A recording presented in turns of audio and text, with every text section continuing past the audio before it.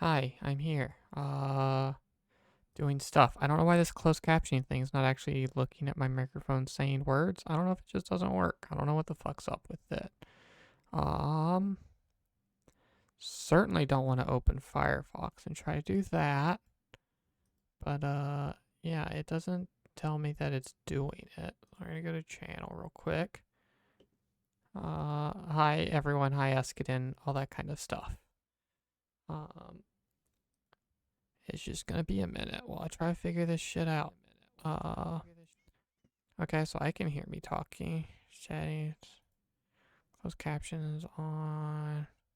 Off by default like I wanted. That's good. Why does this not read stuff?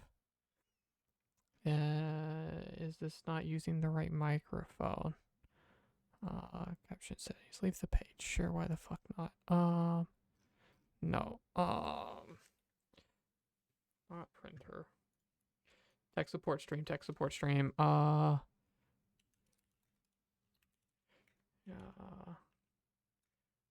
Change mic. Oh yeah, it is supposed to be this. I typed the right thing. I should at least pull this. Hey, here's a friendly reminder to, yeah, I'm fucking trying to, dude. Thanks, bud. Can you, Eskin, can anyone else see that? Is that just a me thing, or is this bot just in chat telling me that now? Making fun of me and all that kind of stuff. Yes, save. Go to the dashboard. Start captioning. I would love to start captioning, and I would love to be able to see like the support page and shit without having to log into my Google account. Awesome. Love that. Chat, you're going over here for now because I'm gonna be looking over here. What? I don't know. I want you to fuck off.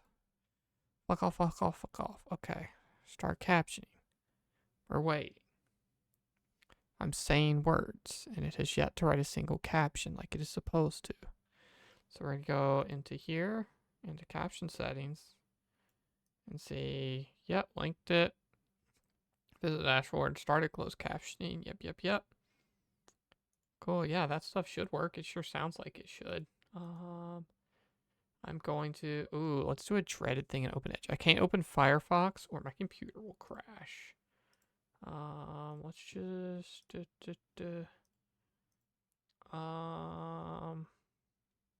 Edge. We're going to Microsoft Edge. We go there. We're going to stop captioning here. We're going to continue with Twitch. Oh god, I'm going to have to two-factor and all this kind of shit because who the fuck would ever use Edge? Was that my password? Good. If it was that password, I would need to change it. Probably, because that was an old bad password. No, Edge, I don't think I want you to remember that. We're never going to use you again. How are you today, asking and anyone else in chat? I saw you there pre-chat when I was still setting up, and I'm still setting up, but I'm at least on camera and talking now. So, we're gonna go get our two-factor.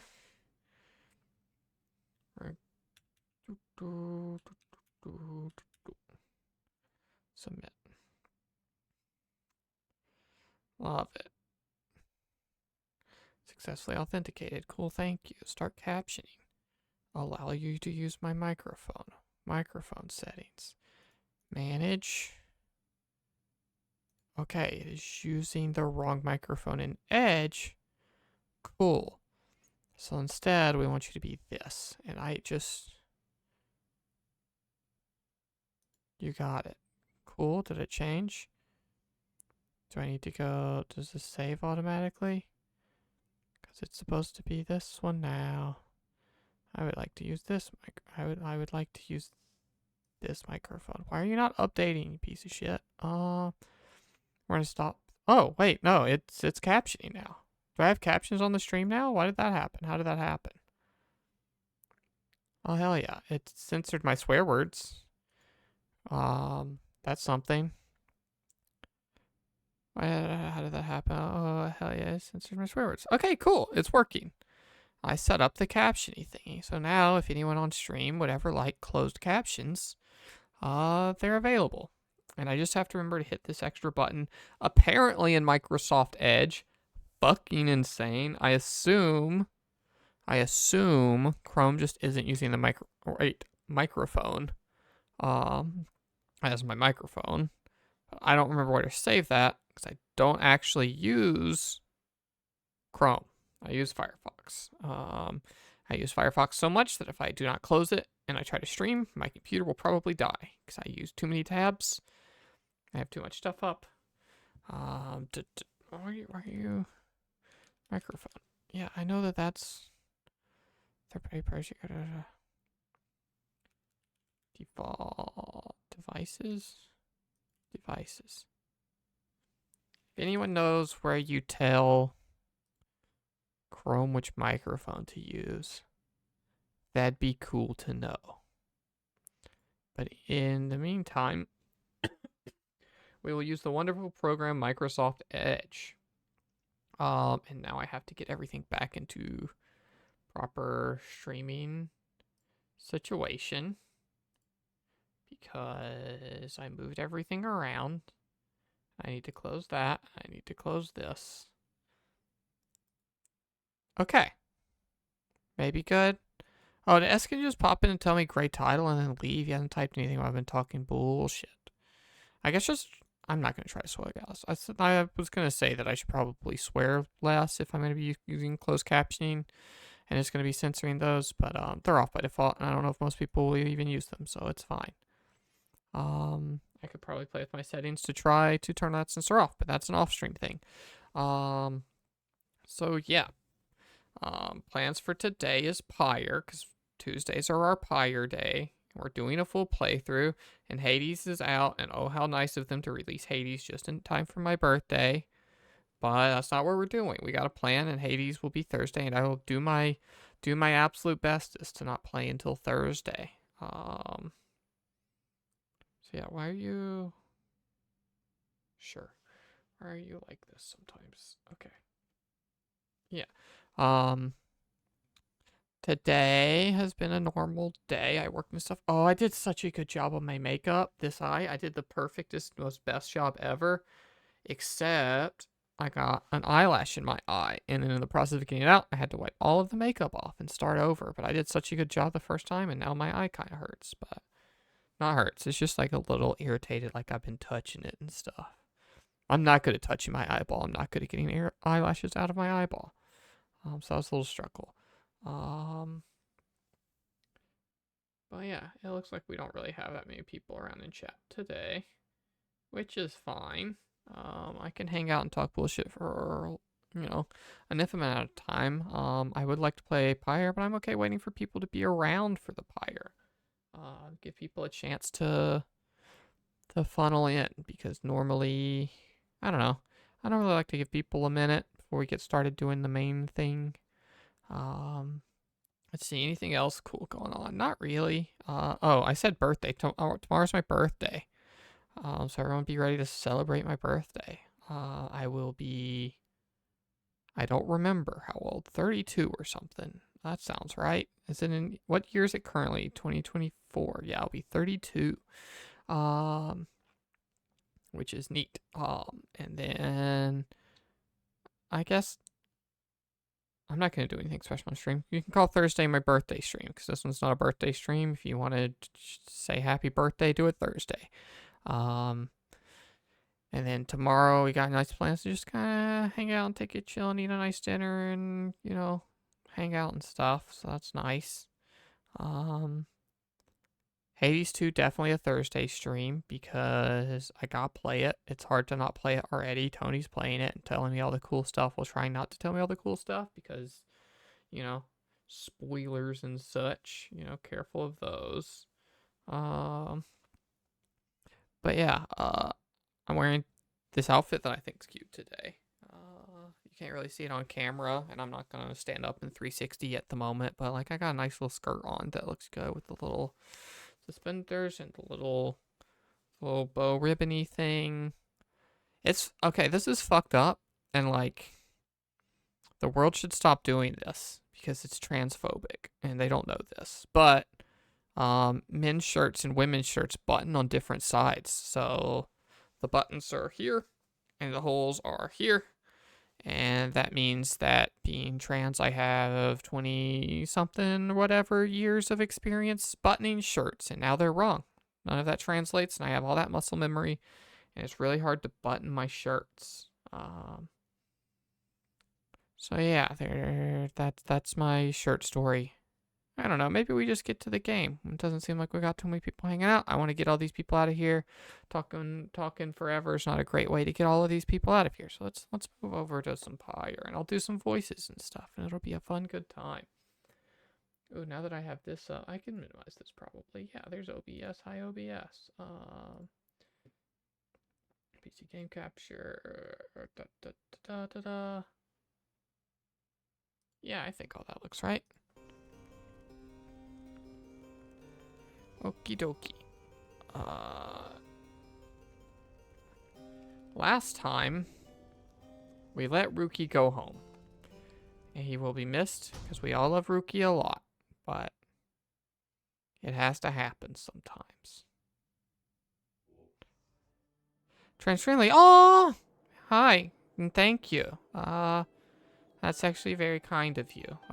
If you're not here for the earlier story, I've been getting better at makeup, and I did this eye so good, and then an eyelash was in my eye after, and I had to start all over, and my eye itched and that kind of stuff. But thank you. Part of the reason I'm streaming and stuff is to try to, you know, build that confidence and having nice, friendly, cool people like you come by a school. I assume with that username and stuff, and because I do have that tag on my stream and stuff, are you just somebody who looks at that tag and stuff and pops in? And sorry to put you on the spot. If you are just popping in quickly to give a compliment, that's also very kind of you. And I wish you the best. You once again find yourself amid the quiet nooks of Moonlighted Clove. Here, you can await the time until the stars die to shine for you again. Yeah, aw. That's actually a very sweet thing to do. There are much worse things you could do on Twitch, and it's nice to just like, hey, these are cool people probably. I've actually, now that I think about it, I put the tag on, I've never really searched it. I watch streamers that are also trans and stuff, but I've never like specifically gone to like, I'm gonna look for a trans streamer. It's always been like, oh, cool, this streamer is trans. Neat. Bonus points, you know? So I wonder how populated that channel is, or that category is. And how lucky I am to have been the one you clicked on. Ooh, okay. Here's a trans fun thing to do, is doing voices. Because I am a trans woman, I have done voice work to get my voice currently like this, and it means I can go really deep with my voice to do fun stuff like Wolfred's voice that I have been doing, which might take me a second to get into. It is a thing that I have to work towards, but we have returned to a place of respite. Please make yourselves comfortable, such as you can. We are at the mercy of the stars, but I expect they shall shine bright in time. Oh, I know. You know, you can just be nice to the people. I'm happy that you're supporting trans creators. Well, there's some good cis people out there and all that kind of stuff. And you're going to find out that I'm plenty cringe if you stick around. So, you know. Yeah, you know, we're going to be nice to people, and we're going to be happy, and we're going to be glad that you're happy to be happy and all that kind of stuff. And I'm not going to judge your choices and all of that, but we don't need to call anybody ugly or cringe. Because it doesn't feel good if I get called ugly and cringe, and I'm sure they don't really like it either. You can call me cringe, that one's fine. But, you know, as stated, I'm gorgeous, so not ugly. That's the line I just read. As for me, I shall return by then, for there is something I must do. There, from atop the sacred mountain, you gaze down into the abyss of the downside. You wonder when the stars shall align themselves once more. There upon the sacred mountain, yeah, that's what I just read. The plan of which you are all a part is set in motion.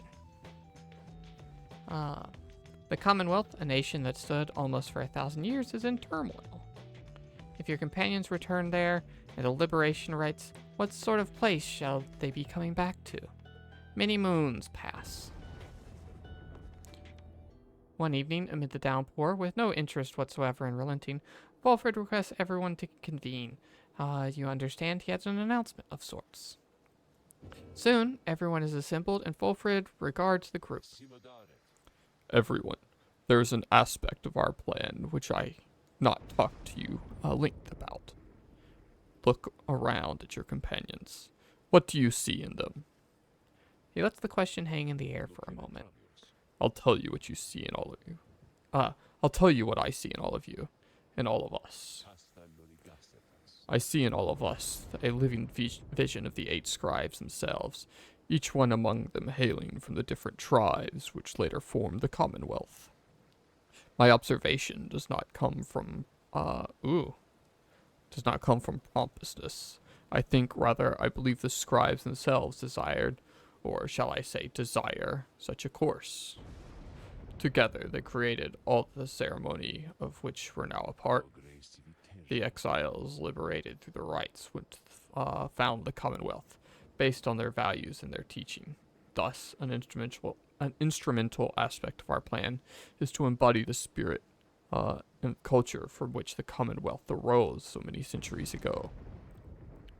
They say, when we are united on the other side of solidarity, the people all shall see what we reflect the values they yet cherish in their hearts, not merely our own. Anyway, we are still missing one key representative on behalf of Molten Mythe. Cool. And I happen to know a certain bog dweller who I think shall fit the part most splendidly indeed. He motions for someone to approach. It's the snake person. A certain bog dweller Slithers force. You recognize her straight away. Oh, I didn't do much of a game plot recap and stuff. I don't know if you're sticking around for the whole thing, or if you're going to pop into other streamers and check out what they're up to and tell them nice, kind things about themselves. But if you are curious what's going on in Pyre and would like an explanation, just let me know, and I would be happy to provide one. Because we are, I don't know, 5 or 6 streams in or something like that. So if you would like to get up to date on plot happenings, then I can do my best to provide a summary. Anyway, Wolfred's voice. It is my pleasure to introduce to you my dear old friend of mine, whom I believe you've met. Welcome to the Nightwings, Bertrude. The bog dweller called Bertrude utters something guttural by way of greeting. This was the snake person. I don't remember characters like this. I don't tend to remember the voices I give them, and we find it again in the moment, and that's fun to do. So we're gonna just play. You don't have to make it awkward. Oh, it's not awkward. I just want to make sure people feel included and stuff, and have the chance to hang out and talk and, like, I don't know, be engaged. If you're looking for cool trans streamers, then I would like to be one of those that you can, I don't know, enjoy on a level beyond just, trans streamer, whatever. Sorry, I'm making it awkward now. I wasn't making it awkward before, but now I am. I told you I'm cringe. Okay. Snake voice. We're gonna go with snake voice.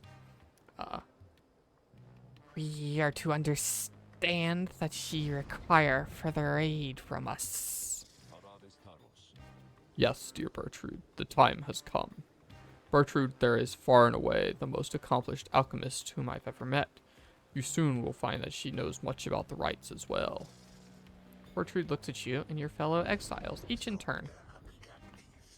We frighten ye, apparents. Everyone is silent as Bertrude searches their expressions.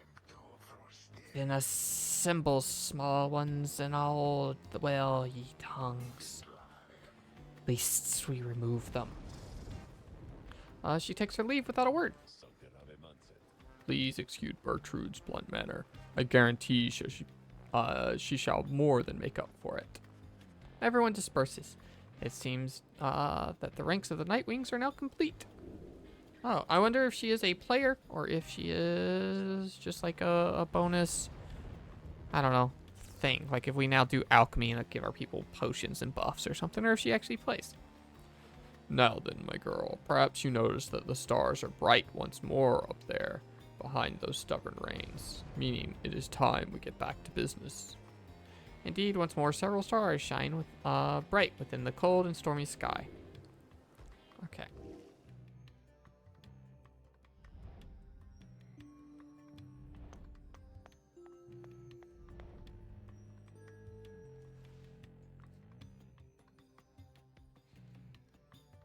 Okay, we got this guy. I don't remember too much about that guy. Oh yeah, the big pompadour guy. We don't really like him. He was kind of mean to Jody, who's not with us. Oh, this little shit. I think I'm 1-0 against all these people, right? Yeah. I don't remember if any of our people have personal business. So we're gonna go with the boy we don't remember at all.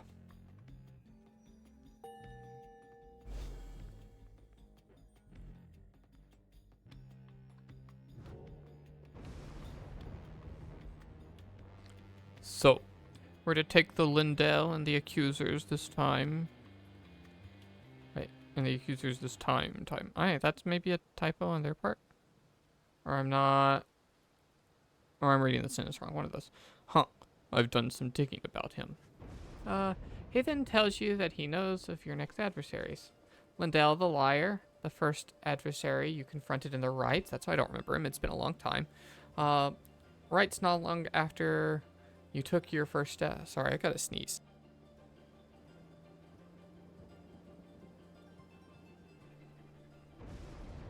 Okay, sorry about that. Lindell the liar, the first adversary you confronted in the rights not long after you took your first steps onto your path of freedom. A former constable of the Commonwealth, he gained a reputation for his strict and brutal manner. By any means, he always caught the crook. Once he arrested a civilian who hated him on suspicion of theft of Commonwealth artifacts that had gone missing. Lindell discovered that the artifacts himself in the civilian's home. The suspect soon was exiled. Still, he denied the charges, even as they cast him downriver. The case was investigated further, though too late. Suspicion turned to Lindell. It turned out he had planted the damning evidence himself, so he was exiled in turn. On the downside, he soon became acquainted with the rights, having heard of all from several people in high places. He asserted himself as the de facto leader of the accusers. They bent to his aggressive nature and prevailed many times under his watch. Yet, each time his chance at liberty arose, the Nightwings either defeated him or simply did not show. I guess that's why he doesn't care for us. No matter, though. We'll give him more reason. See you in the morning, my friend. Oh, okay. Maybe this guy's got business with Hedwin. Oh, no. He was talking to me. I'm his friend, not that jerkwad. Oh, yeah. We got this new person. You found Big Bertrude looking about the black wagon in a disapproving way. She fixes her gaze on you. Her expression does not change. Such clutter added to this wagon since look upon it lasts. Unsightly. We remember thee for our abode in flaking hands. Then shall we be the reading one to whom Sandalwood referred. She moves close, studying you. You recall the mere touch of a bog crone can induce paralysis, or even worse. That one such as thee can extract meanings from the tome. 'Twas a feat we wish to witness for ourselves. Thy flesh has seen the smallest fraction of the years which ours withstood, and yet we are expected to believe that thou canst understand the Book of Rights. Then she backs away, for someone else has joined you. The lone minstrel, a voice I never remember at all. Hail, Bertrude. Madam, is everything to your liking at this time? Or Is there something more which you require? Ah, we have been unable to locate a supply of rotworm gizzard. Extract among thy belongings. Other than that, we shall lodge no complaints at present. It is possible that Fulford has a small supply among his possessions here. If you would care to accompany me, we may yet procure some. That would be agreeable with us. Then after you, madam. As you depart, you think you see the lone minstrel nod his head your way. Cool. Thank you, lone minstrel. You rise early that morning, though Bertrude is already awake. She scowls at you. Good morning, reader. Bertrude, I trust your stay has not been too uncomfortable. Nay, Sandalwood, the comforts of this place are not for us. Fly us forth from here to lower ground. Let us get on with all of this. The reader here shall do so. Once the group is ready, I thank you for your patience. Okay. Always forget to hold to take off. We're heading down. Oh, it's already there. The unmistakable remains of Zilvis Horsehead, which protrude from the ashen fire there below. Some have taken it to be a work of sculpture, reader. The tale of the Titan failed by Saint Trista Tethys? That is more unbelievable than the thought that some daring exiles, over many years, carved that Titan's visage out of stone. Be that as it may, the climate and the cliffs are home now to expel harps, such as the Essence, whom you have faced when you first arrived. They do not all know the locale's sacred significance. Okay. This is where we can land. Music in these are so good. I'm excited to play Hades 2 Thursday. Your wagon touches down in the Black Basin, where you first met Fulford and Pamitha as well. You briefly wonder at what might have happened to your path not crossed, as you consider what to do with the remains of the afternoon. Oh, let's see who's got to talk to in the wagon. Fulford. Lots of over-talking today. Fulford is pouring over a copy of the Book of Rights. As you approach, he looks at you and smiles. The road to freedom, written in a book that hardly anyone believes exists, and fewer still can read and comprehend. Sometimes I marvel how absurd all of this is, my girl. Tell me something, though. I spent all the time considering the book, but known so few with whom I could discuss it in much detail. You've had some time to turn through it by now, so what do you think? Worth all the fuss? Fulford wants to hear your thoughts on the Book of Rights. This is the truth. I started reading them, and then it was unclear when they were adding new pages, and I kind of fell behind, and I kind of ended up rereading a bunch of pages, and because I stream this once a week, I kind of skimmed it. So I'm just going to tell this truth. He has a long-standing I don't want to hover that. You admit to Fulford that you have not really read much of the book just yet. Indeed, all this time, and you have come this far on faith alone. Well, you are missing out. As far as I'm concerned, it is a volume worth your while. I know there can be many distractions during travel, of course.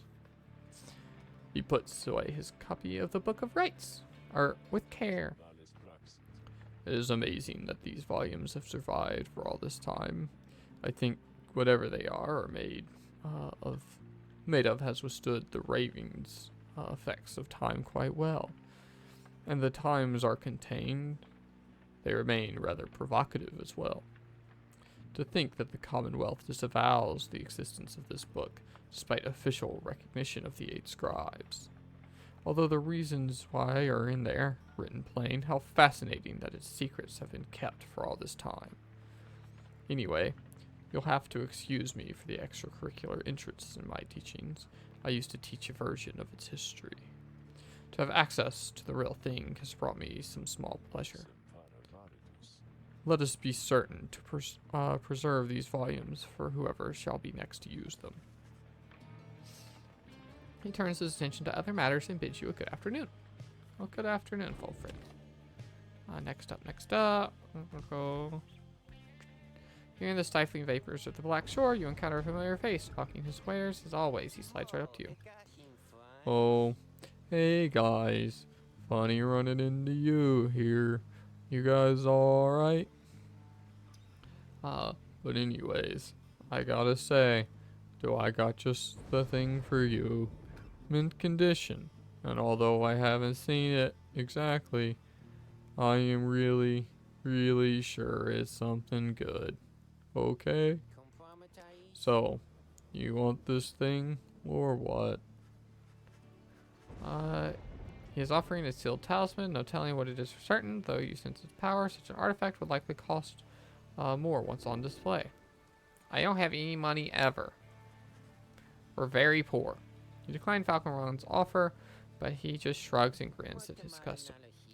That's okay, you guys, because somebody's gonna buy it anyway. So let's go find him, Dad. He goes out of his way, whistling from some sort of grating tune. You return to the wagon and consider which of the vocations to pursue. So that is the voice we gave Falcon Rob before we realized that the little one was talking. So that was a big guy voice and a little guy. Okay, I always just want to mentor a companion. Because this is like how you get money. We're always poor because we never do this. Is this like temporary buffs, which I am not about. And then it's like, or you can just level up your people forever. Yes, please. So who are we leveling up? Headwind's making good progress. Ray's making good progress. Oh, what do you even do? New weird friend? Oh, I don't get to see. Okay. Sir Gilman. Sir Gilman's going to be important to our team now that Ruki is gone, so we're going to level up to Sir Rumen. This knight shall be your protege.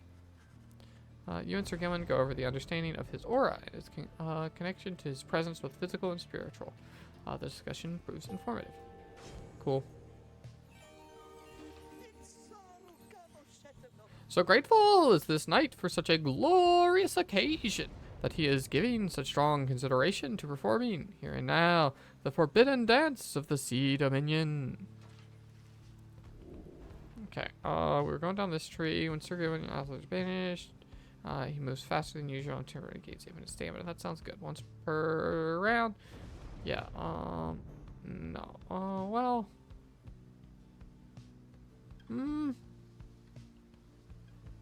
Once per round, stun all the people, like once I get there to the thing. Honestly, sounds pretty good. Yeah, you're probably going to be the one getting banished the most anyway, so we don't need to protect you. This night, Zora has surely seen it. No, it cascades like an ever-flowing waterfall. And continue forth.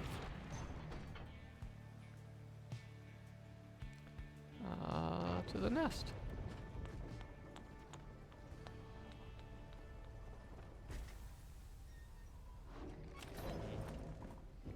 Okay, we go to the shop, but as we just established, we're always poor. We're commence the rites. Here at the Molten Crag of the Nest of Trista, you await the signal of the stars. There is no sign yet to your expected adversaries, the accusers. Then the little limp Tizo flutters up to you. Tizo's curious that he has some history with the adversaries Lindell. Oh, interesting. This is a Tizo fight. Tizo seems to be indicating that Lindell has a personal vendetta against him. But before he can explain anything further, the stars begin to call to you. Well, that's not good. We love Tizo, our little boy. Our wonderful little boy that we're going to take care of. Okay. Which of these do we want to turn on? Your adversaries shall have +8 quickness, making them move faster. That's no fun. Basically we can turn these on for some negative effects that also give us buffs, or like XP faster, not buffs. Your adversaries shall be more cunning and quicker to react. Your adversaries shall have +3 hope, making them return sooner. That's probably fine. At the start of the right, your pyre will automatically suffer 30 damage. That's kind of like at the start, your adversaries will gain 30. I would rather them gain 30. Yeah, so we're gonna try that. 2 of them on. That's probably about right. I think we had 2 of them on last time, and this will be my first gameplay of the day. So. The much vaunted reader has returned, and it would appear her ranks grow stronger. Consorting with the bog-crone Bertrude, are we? How very strange that you befriended her. At any rate, your adversaries in this right shall be the accusers. Put out their flame and walk the path to liberty.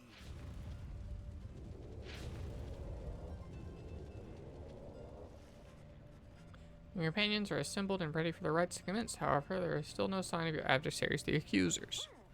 The little imp Tizo screeches something, cautioning you to stay alert. But then someone leaps from the shadows. He grabs his mask. Aha!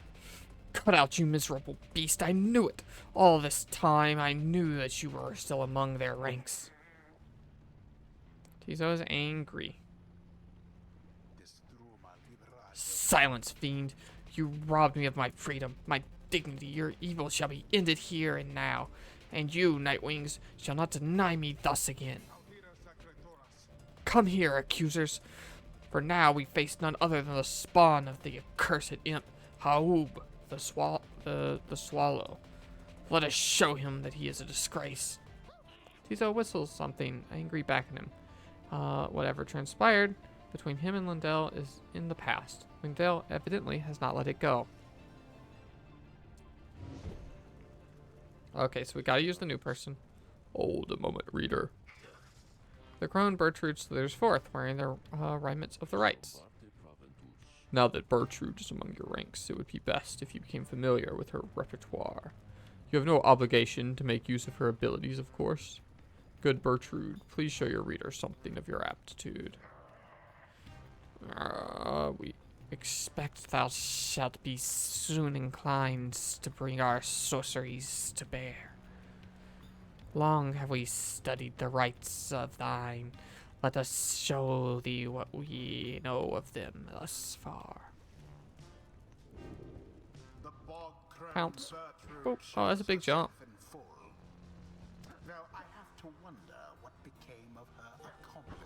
Okay, we got big jumps. Slither. Okay, just kind of like a fast run, doesn't really turn corners very well.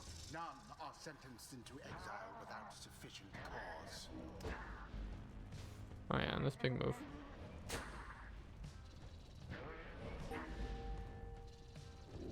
Cool, cool, cool.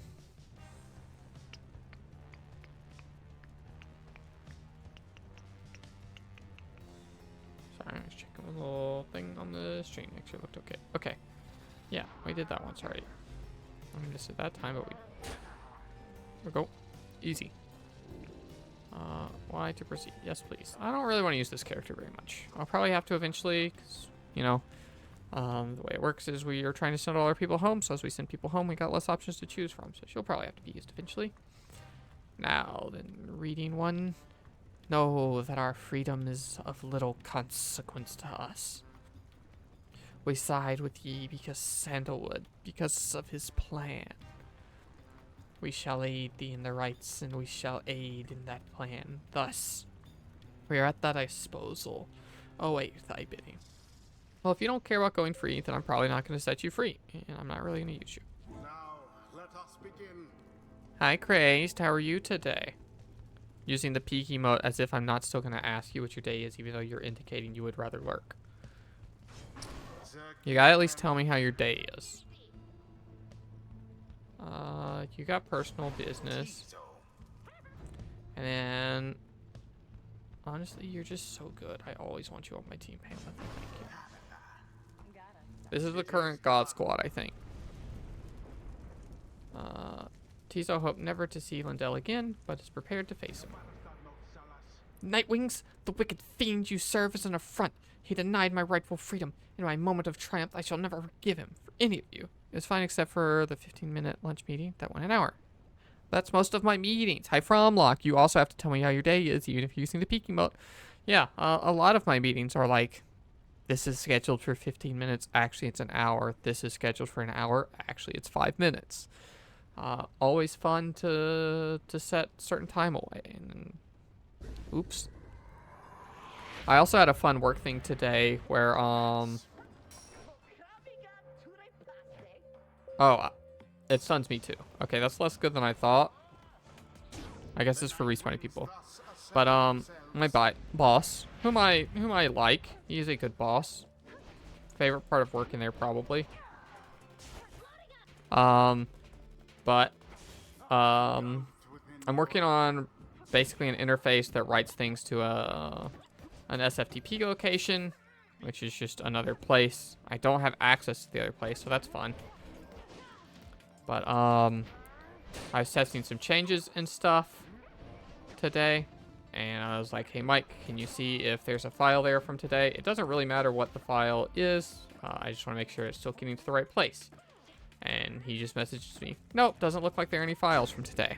And so I spent a bunch of time trying to figure out how I broke it, why it's no longer writing files. And then later, I'm like, I changed some stuff and in writing it, is there anything? It's like, nope, nothing from today. It's like, really? Because it's printing the success messages and stuff. And then eventually he shows me a screenshot of all the files in there, and he thought it was the 8th, and he was telling me there was nothing in there because he thought it was tomorrow. Yeah, I work in a tech field. I'm a software developer. I don't want to give too much of it away because personal doxing stuff, but we make insurance software basically. So I do work in a tech field.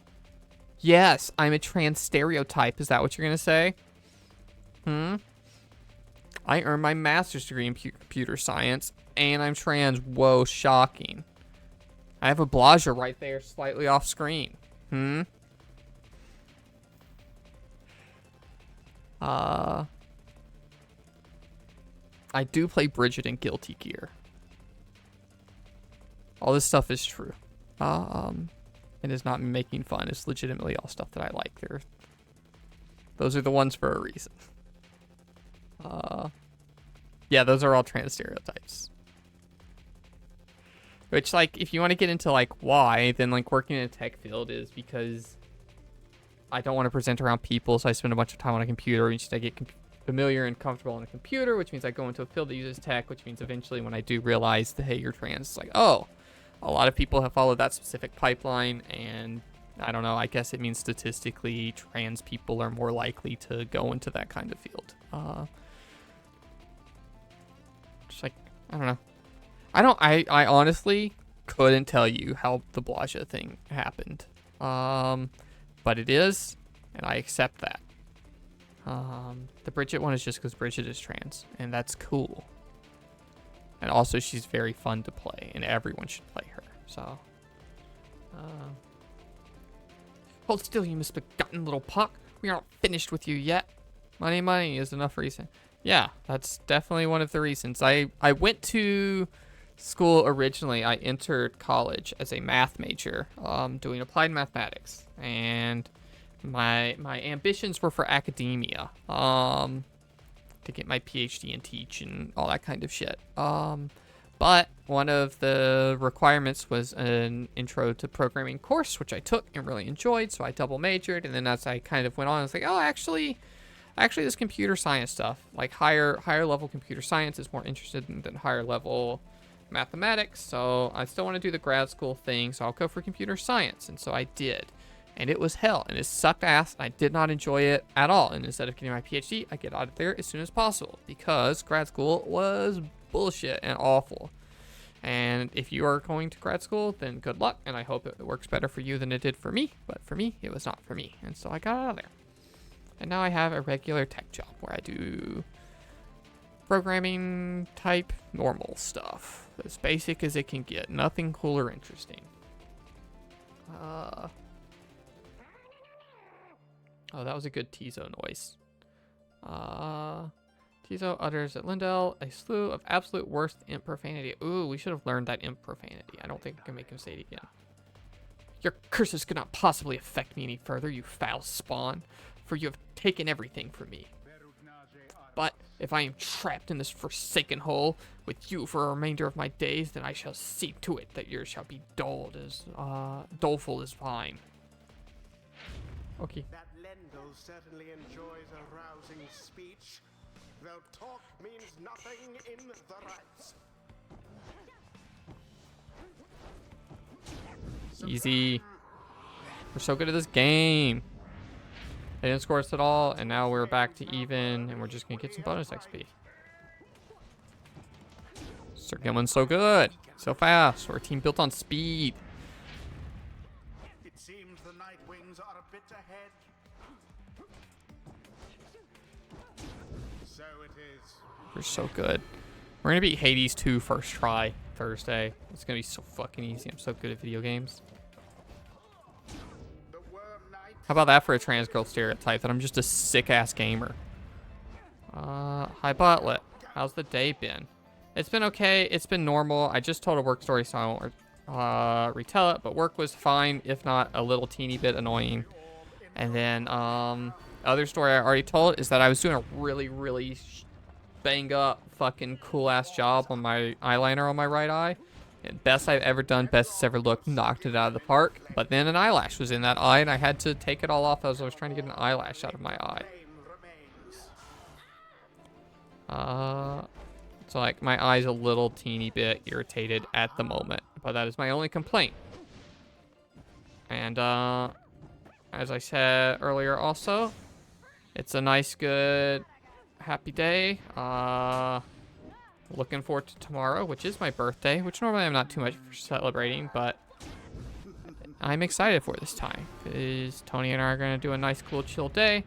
I already have, oh, I'll show this off. If anyone sees me not post this by end of day tomorrow, no, Thursday's the birthday stream. No wish me happy birthday yet. It can be after, but not before. Friend, most of you will know. Some of you, trans friendly, you will not. Sorry, this is just another person. A lot of us know. Shabella did me birthday art, and it made me happy. I didn't expect that, and it was kind of her. She did it so fast and it's so good, and I'll show that tomorrow. Or not tomorrow, Thursday. I'll post it somewhere tomorrow, and then show it on screen Thursday, because I really like it. It's really kind of her. But yeah, I just got nice people around. Not that, like, I don't know. I used to not care about my birthday or do anything for my birthday, but now I have people that, like, want to do stuff for my birthday. Then I'm like, oh, actually, it sounds cool to do stuff for my birthday. So, still no big parties to be thrown or anything like that, but I am at least, like, acknowledging that it happens. I like I said, I'll be 32. I did the math. I'll be 32. Blast! Where did he go? Where did he go? That infernal imp is a monster in disguise, a fiend, come forth to torment me until the day I die. Birthdays are for losers, enemy, and root beer and hot dogs are all I need.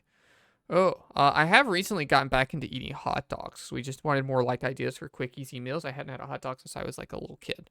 But we had hot dogs for dinner sometime last week. Not a root beer drinker. Carbonation stuff hurts my mouth, so I don't drink any kind of soda or energy drink or any of that kind of stuff.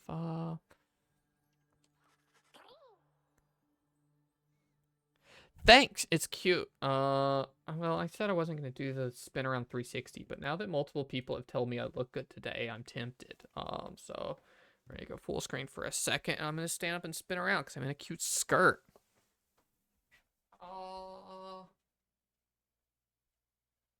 Okay, I didn't want to spin too fast, such that I accidentally flash everyone. So a small, non-spinny spin to look at my cute shirt and skirt, which most of you probably won't know this or remember this or whatever, but the Makagura, the Digimon tamer, I did a cosplay of her like a year and a half ago at this point, maybe a year, a little over a year ago or whatever, and these were both things I bought for that and ended up not using. It was like they were reject ones or whatever, and now they're just cute, so you know. Back to game. Thank you everyone for the compliments and stuff. It feels good. I should do this streaming thing more often. It just means people are gonna come in here and say nice things about me. Stroke the ego a little bit, you know?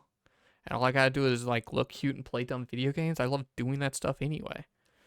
So thanks, friends. Tizo reappears once more. The coast is clear and expresses his gratitude again. Make sure, yes, you can see the game and stuff again. What Lindell said before, if Tizo truly is a descendant of Haub the Swallow, then he has quite the legacy to live up to. Boundless are the teachings of the scribes. Understanding deepens in the Heck yeah, I am, mind of Butler. I'm so cool.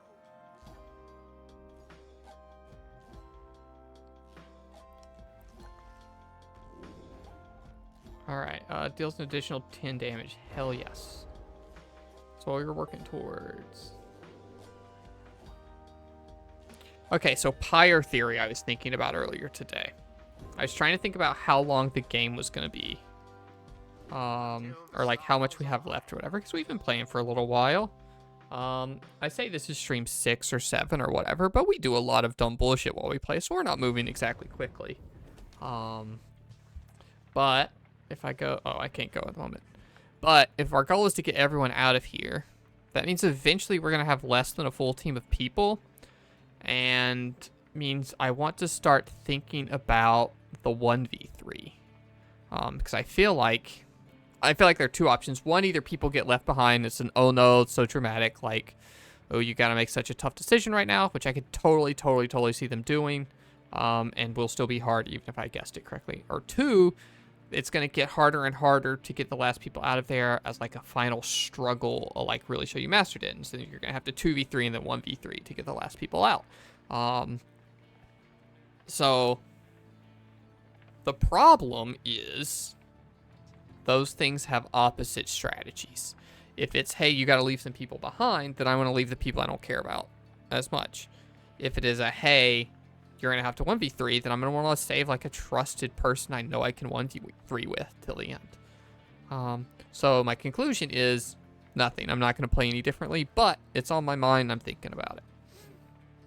And maybe more as we get closer to the time, we'll figure that out. After defeating the accusers rather decisively, yeah, fuck yeah, we did. We got scored on once, but that's okay. You know, no one scores a perfect game. You return to the wagon, and Volfred and the lone minstrel are in the midst of a conversation. I hate when these two talk, just because of the voice work. Most strange that one star shall be illuminated now. This is not what I expected. Nor I, Volfred, sir. Then Volfred notices you there. Reader, Tarek and I observed a strangest occurrence in the sky is all. It appears the star of Kyler Ropecollar is illuminated now. It is but another star, except our models and predictions of the cosmos did not anticipate this. Anyway, go see for yourself. I shall make the wagon ready in the meantime. You see a single star illuminated far above, is as Volfred indicated. Discern where it leads.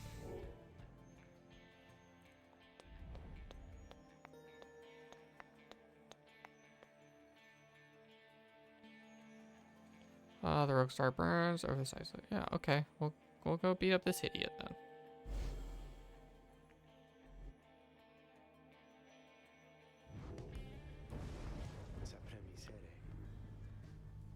Then we are summoned to the Isle of Kaomar, deep within the deep deathless tempest. Have you been there before, Tarek? So long ago, I scarce recall the time. Only the scent. It is the place from whence the creatures native to the land sprung forth. Reader, let's not concern ourselves with superstitions held about this place. We'll set forth at dawn and soon see for ourselves what to make of it. Yeah, we got somebody to talk to. Always got somebody to talk to. Tizo, hey little buddy. Tizo has seemed somewhat less cheerful since the run-in with Lindell and the accusers. He approaches you, wanting for you to hear him out. Tizo seems unhappy about something Lindell said to him. Tizo understands full well that Lindell is angry with him. While Tizo does not like Lindell as a person, he recognizes nonetheless that he denied him his freedom. It was a liberation right. He did what he felt was necessary. He wanted to help his friend go free. Nonetheless, he still feels certain guilt and regrets that the rights force exiles into such situations. Fair. He falls asleep for a while. Whether the 8 scribes ever intended for imps such as he to participate in the rites firsthand is difficult to be certain. Alright? Tizo is grateful for you listening to him. He knows the scribes created the rites with good intentions. He promises to keep doing his best to live up to the legacy of the scribes. He bounds into the rafters with some of the other drive-ins. Regardless of whether he truly is a descendant of Haob the Swallow, surely the scribes would be proud of him. I'm proud of him. He does a good job. Alright, let's move onward though.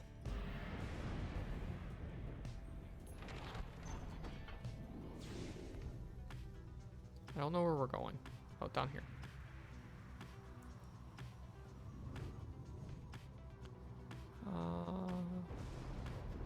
Yeah, we'll just go here. Oh, wait, Sir Gilman. Vocations. Oh, Falcon Royal, no thank you, we're always poor. That's the other thing. Not only are we a team built for speed, we're a team that's always poor. So we would rather train than work and earn money. You make landing within the Deathless Tempest, far west from where you first breached through the shores beyond. You wonder which of the celestial landmarks lies hidden amid the waters, though for now, you see some time left before continuing onward. Okay. Oh, I could have done Sir Gilman's little bonus challenge. Somebody remind me. Somebody remind me the next time we get to sit down and do stuff in the wagon that we want to do Sir Gilman's thingy. You can just say Sir Gilman's thingy and I'll remember. You and Sir Gilman make a quick search of the eerie stillness of Sharp Shoal. However, you find nothing of note. An eventful trip, but then it gives the knight more time to practice his techniques. You soon return to the Black Wagon where the others are preoccupied with their own pursuits. You have enough time to pursue your vocations. We always mentor our companions. We like leveling up.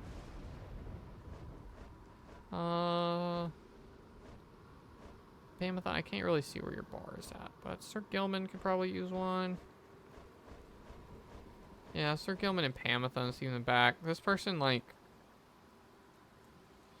Anyone got strong feelings about Bertrude? So I'd be using Bertrude more often. Would that make any of you happy?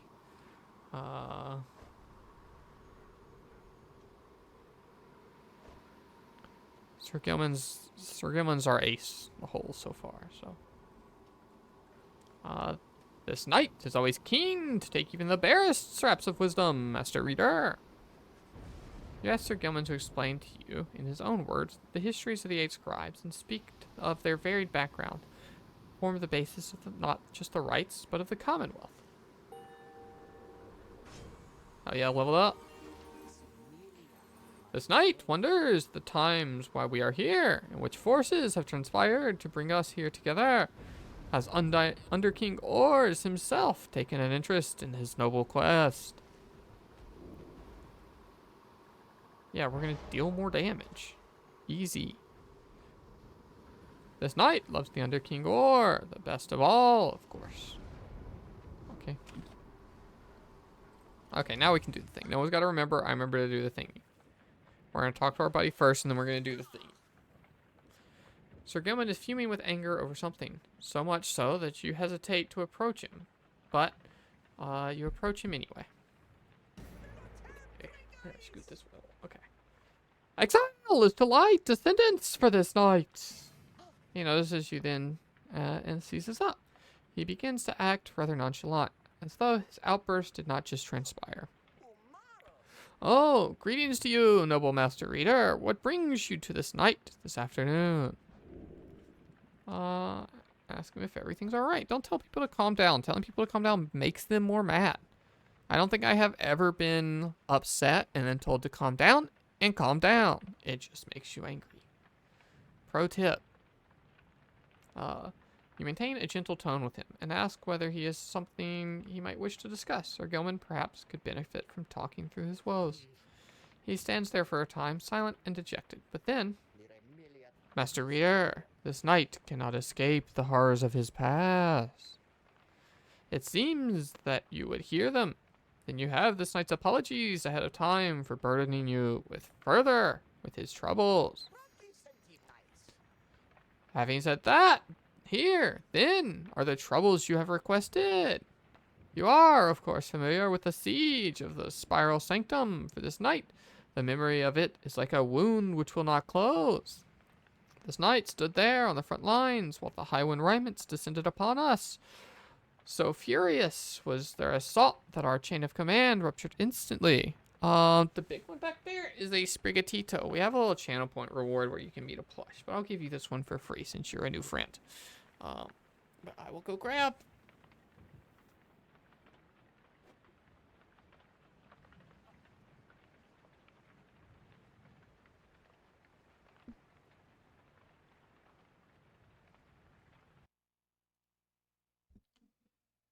This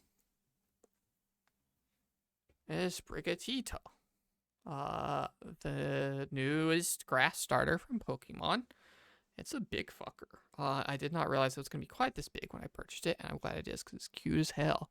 Her name is Basil because that was the one I had in the game. It's one of the only times I've gotten a female starter for my starter Pokemon because starters are 85-15, I think, is the gender ratio for starters. Because if you have a female starter, it's easier to breed them and make more starters and trade them or whatever. So they want them to be a little rarer or whatever.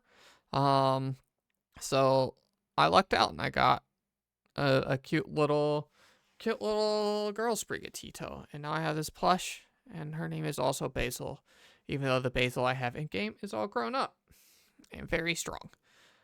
And this one's just a little cute. So, she lives back there on the bed. She's probably the easiest to see back there on the bed, but we got a lot of little plush friends back there. Pop quiz. Everyone who was here last time, I introduced you to a different friend. I'll go grab him and hold him up real quick. But do you remember his names?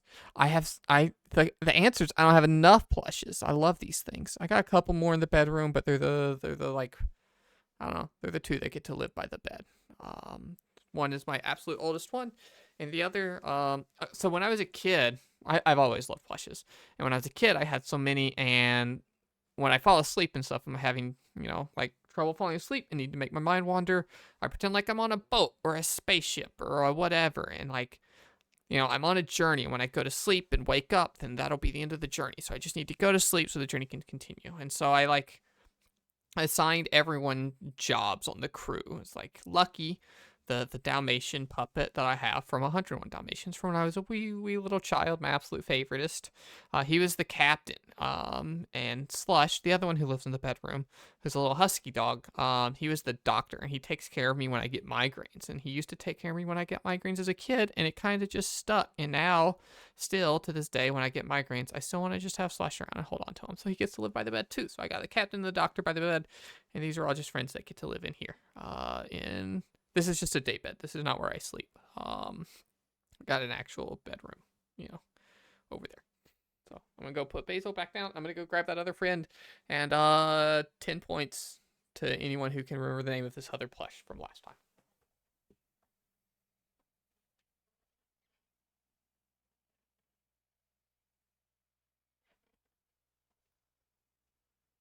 Aw, I'm great at telling stories. Thank you. I'm great at rambling forever.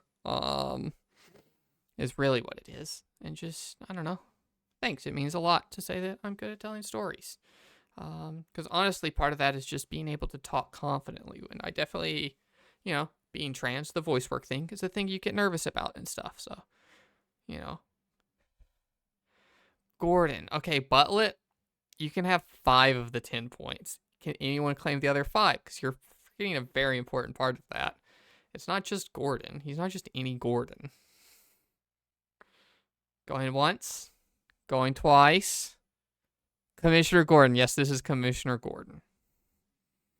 One of my other oldest. We're not going to burn through all the plushes, because like I said, there's a point reward for that. So people got to redeem those. But Big Bear over there. Sorry, this is so hard to do on camera. There. This guy. Uh, that's the actual oldest one. He's older than I am. He was my mom's, and now he is mine.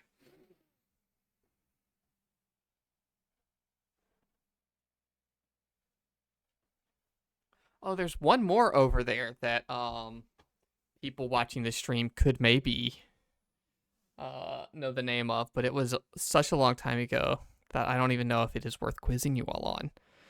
If anyone can just tell me the name of the other plush we have met on stream before, which would have been in one of the earlier Pyre streams, like first or second Pyre stream maybe, then you can have 50 points. These points aren't real or anything. They don't mean anything. I'm not keeping score. But if you want to keep track of your 10 points, you can. They're not worth anything. Okay. The game. Sir Gilman's voice. Honestly, I think Sir Gilman's my favorite voice to do. Of all of these characters at the moment. Which means he'll definitely be one that's carried over into the FF9 playthrough. Because I've only got so many voices in me. 700 points? Whoa. Yeah, I mean, you're all in charge of keeping track of your own. I trust all of you, okay? If I ever find out any of you are lying about your points, you do go to real jail. It is a federal crime. You will go to jail. Which means I know I can trust you. And so TransFriendly has 700 points. Butlet, top of the mind, you have 10 points. That was your first 10 points. So you only have 10 so far. So you got some catching up to do. One day, those will be worth something. Can you see it? No, Fromlock, pay attention. Minus 10 points to Fromlock. I said you have to keep track of your own. And then you tell me. And because I trust you to not want to go to jail, then I know I can believe the numbers you have. So whatever you had jotted down on your character sheet, it's a minus 10. Okay?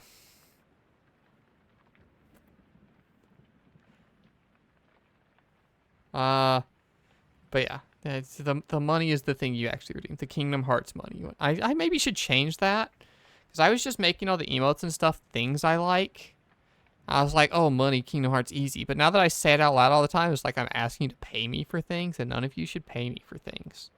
Unless you want to. Absolutely, you can subscribe and like and subscribe and follow and turn on notifications and all that kind of stuff if you would like to. But no one is ever obligated to.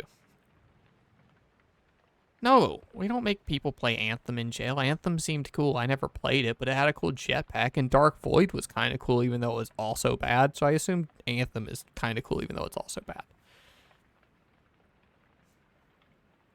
And we like playing, kind of bad games. One day, one of you will redeem that Loop 8 button.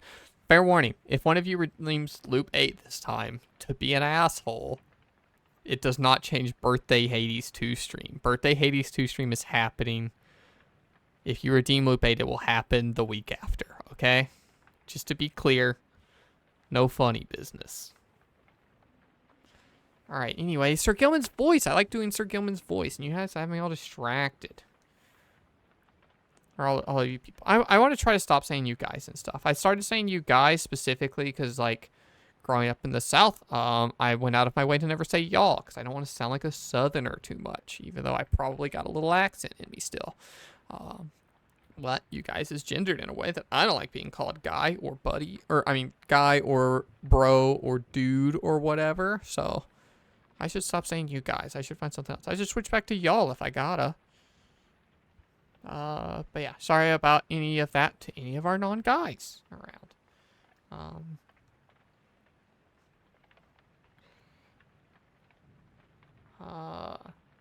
This night stood there on the front lines while the Highwind remnants descend upon us. So furious was their assault that our chain of command was ruptured instantly. We of the Sea Dominion, we require order to perform our duty. Without such orders, why, we are merely easy targets. Even there, that eye.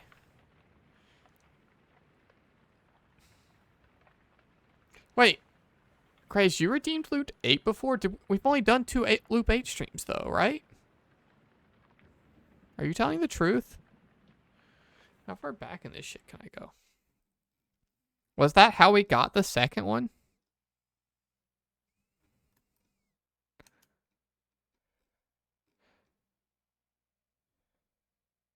Well, the first one was because I lost Fantasy Critic and you made me. And the second one I thought was because I wanted to. I didn't even have channel points there. You have to be an affiliate to have channel points, right? So the first two streams happened before there was a redeem. So no one has ever redeemed Loop 8, actually. I can't look at this anymore, right? There's not like a log, it's just active stuff. Oh, I'm sorry, Future Warm Corpse. I did not mark this as complete last time. There you go. I officially took your money. Okay. Oh, you made me play. Okay. Well, you said you redeemed Loop 8 once, you fucking liar. You made me play Loop 8 once. You didn't redeem it. Word choice matters. May I ask for a number between 1 and 12? 12. As a streamer, pro tip, always pick the highest number because there's a chance that somebody's like pick a number and then gives that many gifted subs. So you pick the high number so they give you more money. I don't think that's what FromLock's doing. I've seen FromLock ask for a number between 1 and whatever other times or whatever. You didn't have an IOU to redeem. You had won a bet. No, FromLock, I'm joking. You never ever do that, okay? I just am saying why, if you ever ask me, I'm gonna pick the highest number, because one day we're gonna have some oil baron or somebody come in here and want to give me a bunch of money, and I'm gonna take it. And make fun of them, probably. To balance it out.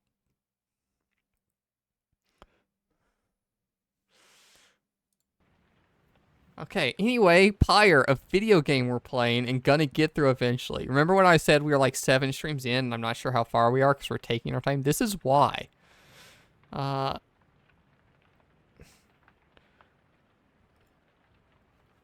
Okay. 1 by 1, then 2 by 2, they picked us off, becoming bolder. Some of them shrieking with laughter all the while. This night, he saw his comrades cast aside like sea flies. How this knight survived, he does not know. For certain, even now. You can... Okay, so donate your channel points. We don't really do a gambling, like the prediction thing most of the time, but we do have a redeem for ending the stream with Spike Volleyball, which we have a career mode for volleyball going. That game's kind of janky and bad. Shout out to janky and bad games. We love those here. And so the predictions go up for that. And I'm really fucking good at video games, as you can tell already. So if you wanted to just donate your points to somebody, you could bet that I would lose. And that'll never happen. So you'd be giving those points away. From like, no, fuck off. You didn't promise anything. If you gift subs on my birthday, then it's because you want to and you're being weird, not because you're obligated or anything. No one should ever gift subs. I think Small is the only person who's ever gifted subs here. And that's because he's just a nice fella. I don't know what that emote means. I don't know SpongeBob. I'm not going to tab out again because we're playing Pyre, a video game in which we're saving our friends and we're going back to the Commonwealth and we're fixing everything. Perhaps it was that he had attempted to pursue and to detain his own knight commander, whom you met when you were first met this night. That cursed Sir Deluge.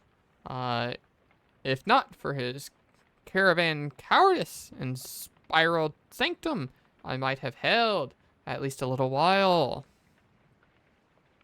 Points are non-transferable. Give some subs if you're in the tech business. Yeah, I'm sure.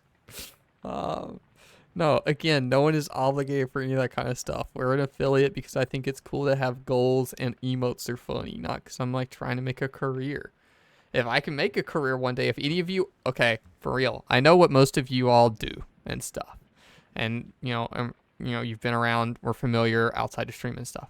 But if any of you are an oil baron and would like to pay me to do this full time, I would. But I have no illusions of that. I'm gonna work my tech job, and it's gonna be fun to do little streams sometimes and make jokes and say ha-has. So I don't even necessarily have goals of like, oh, if we get 5 more subscribers, then we get to have another emote on the channel. Like, I have emote slots that aren't full because I don't have any follow follow emotes at the moment, and I don't have any animated. Do I stream every day? No, I do not. I stream Tuesdays and Thursdays at 8 p.m. Eastern time. Tuesdays are Pyre. It's our full playthrough day. As you can tell, it's going slow because I'm easily distracted and I talk a lot. And it's a game with a lot of reading and such, and so it's easy to distract myself. And then Thursdays are kind of my flex whatever day. This Thursday at 8, which is the same time I started today. I don't know what time zone you're in, but 8 Eastern. We'll be playing Hades 2. I thought about playing it today because I'm really excited for that game. As you can tell, I love supergiant games a lot. Hades 1 is great. Bastion's one of the greatest games of all time. So I'm excited to play that. Last Thursday, we did art, and then we played some Neon White, and then we played Spike Volleyball. So it was kind of just a whatever free day. Originally, I had planned for this Thursday to be Street Fighter 6 because I need to practice that at some point for an event I run in another community. But Hades 2 got released, and I was like, fuck that, I'm going to play Hades 2. I probably just won't practice Street Fighter, and I'll just lose, and that'll be okay, and we'll still have a good time. So yeah, twice a week, Tuesday, Thursdays, 8 p.m. Normally plan to go till 11. Sometimes we might end a little early if things just look that way. Sometimes we might go a little late if somebody redeems Spike Volleyball towards the end. You know, it might push us a little bit overtime. So, you know, that's the plan. That's kind of all I can commit to at the moment, because I got a bunch of other stuff going on. And that Thursday flex day is because sometimes I have art that is necessary to do by a certain day, and I can just multitask. And if I stream doing art, then I am getting art done, and I'm streaming, and it's fun. Even though, honestly, easily distracted, didn't get a whole lot of art done quickly. Man, okay, all of you who were here Thursday for me doing that art for Trans-Friendly, I think you're the one who'd be unfamiliar, but I do a lot of stuff for another streamer called Kyle Bossman. I run events in his community. I do art for to promote those events and for other stuff like that. So yeah, the Streamiversary piece. Thank you. But I was working on art for the Street Fighter 6 event that I alluded to earlier, and I was like, oh, it's just a little flyer to tell people this event's happening. He normally shows them on screen for about 2 minutes, talks about him for a little bit. Maybe he'll go grab coffee and I'll be up for a little while. I'm not going to work too hard on it. If I make a little mistake, that's okay. And then when he showed it yesterday, it was on stream for, get this, I went back and checked on the timestamps, 20 full minutes of this art piece that I several times told myself it's okay to not work super hard on because it's only going to be on stream for 2 minutes. 20 full minutes, and I'm going to call it now. It's not uploaded to the VOD channel yet. Almost zero chance anything else is the stream thumbnail. What was he rambling about all the time? I don't fucking remember. Lots of stuff. I don't think it was the Fallout TV show yet, or whatever. It might have been Streamiversary stuff. He probably talked about Tom Brady's roast at some point in there. He was just talking. But yeah, it was on the screen for 20 minutes. I was like, well, okay. I would have worked harder. Anniversary piece, I didn't work as hard on that as either because I just had a lot of stuff to do. I had worked on that other art, and last year's Streamiversary art, I think I worked on for double-digit hours. This time, probably more like 3. So I'm glad it still turned out okay, and I'm glad he did not spend 20 minutes on it because he moved on in a reasonable, good amount of time. Yeah, I'm talking about the stream dump because he picks the stream dump and YouTube auto-generates 3 thumbnails from the start of your stream. And he already, if you go look at the stream dump, most art show day streams have the calendar as the thumbnail. Because he tends to like to pick that instead of just like him full screen or whatever to show something going on, I guess. So I'm pretty sure it's going to be that. I should charge that guy for thumbnail creation art because I think probably more than a dozen thumbnails are my artwork. Some of them little and small, but like even my Unfortunate Gundam somehow ended up as that thumbnail. Sorry, Trans-Friendly. I'm sorry. I talked about this jokingly, but maybe I actually do need to implement a no Kyle Bossman rule on my stream so that I don't do this. Especially on Pyre Day, where I'm just trying to talk to Sir Gilman and learn what the fuck's up with Sir Gilman. And now we got all these other people coming here asking me about other dumb stuff, and now I'm just telling stories. All you did was ask me what days I stream, and now I'm talking about this shit. And it's been 5 minutes since you posted that message. So I've been talking for 5 minutes about dumb shit instead of playing this game. And it's not your fault. You just wanted to be nice and be like, maybe I'll come back another day because you're kind of entertaining or whatever. I was like, no. Listen to me go. This is what I'm talking about, rambling. I'm not good at telling stories. I'm just not good at shutting up. Yapping is your special gift. Yeah. You know, I used to say I was an introvert, and for a long time I was so introverted. And then after transitioning and being a little bit happier with myself, you know, meeting a cool partner whom I love a lot and stuff, I was talking to him one time. It's like, yeah, you know, I'm just introverted sometimes. He's like, what are you talking about? You're the biggest extrovert I know. How could you possibly think of yourself as an introvert? And it's like, oh, I guess I just kind of still thought I was an introvert because I had been for so long. And actually, people are pretty cool when you think, you know, anything about yourself is worth sharing. So I'm just making up for 20 years of not yapping. I gotta catch up, get my numbers up.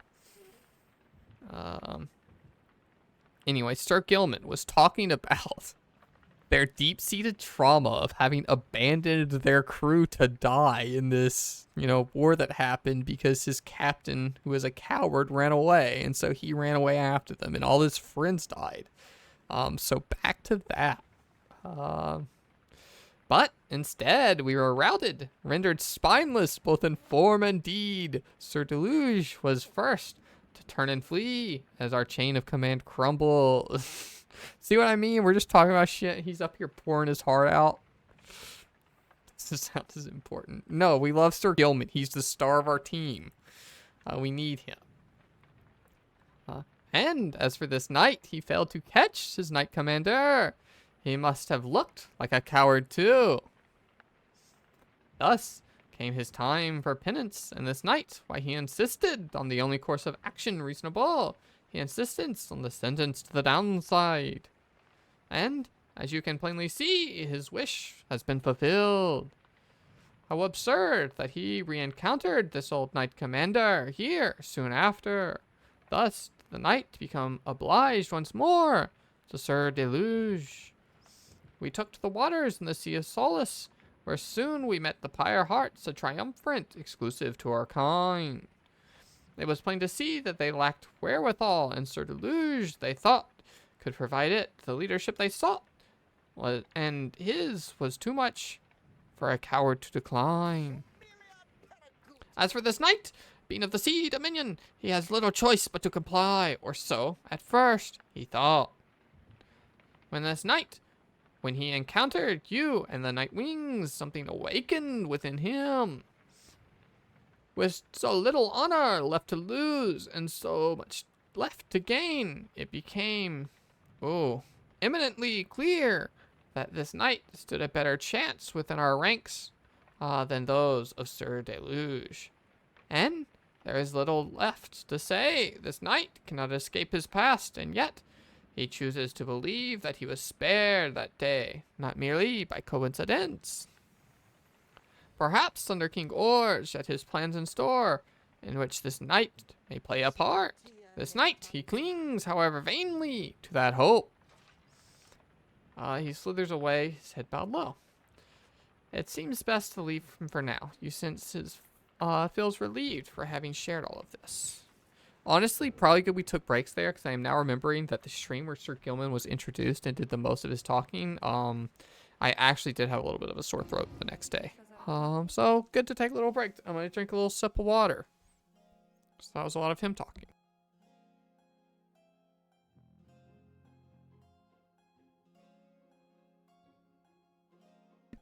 Okay, see, I'm remembering to do the thing.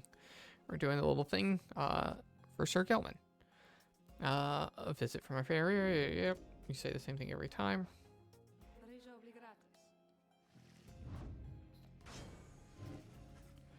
Alright, Sir Gilman can 1v3 easy, no problem.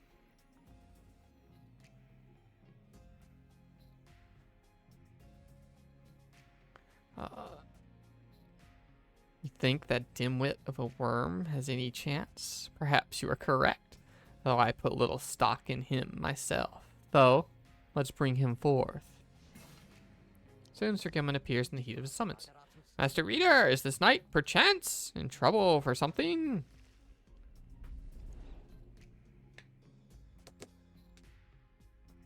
Always sorry if those wrist pops come through on stream. Very, very, very sorry. I know they're gross sounds, and I don't think about it sometimes because my wrist just hurts a little, and I can do a little pop. It feels fine. So I should like do it further away from the mic. The apparition Sandra appears and unfastens her mouth, her mask. Yep. As you will, Your Highness. Your Highness. I like the sound of that. The flattery shall get you nowhere here. Demonstrate your competence to me, then, worm. You shall have to do it mostly on your own, though under the guidance of your lovely reader. I trust you are prepared. Of course, Your Highness. The knight accepts this challenge. Okay. Easy 1v3. Easy, no problem 1v3.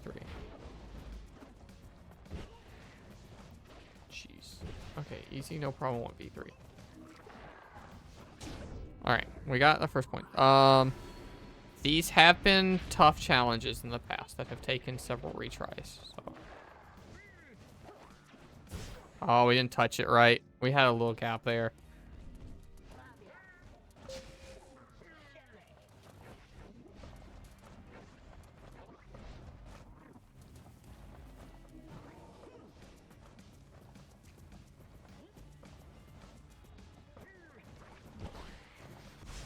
Oh, that was in. That was in. That was in. Oh, I went the wrong way. Fuck. That was so close. Damn it.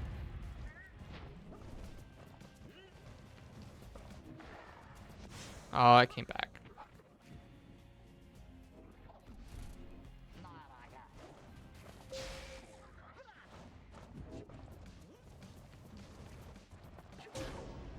I probably could have thrown that in there for more points, but we just gotta get one more and we win this first try.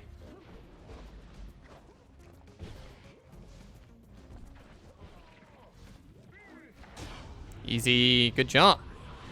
First try, Sir Gilman.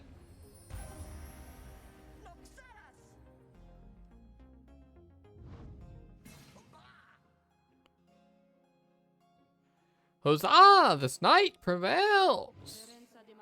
I have no choice but to concur with that assessment, worm. Your performance was sufficient, and you passed my test. Thus, congratulations are in order. To you and to your lovely reader. Now, farewell.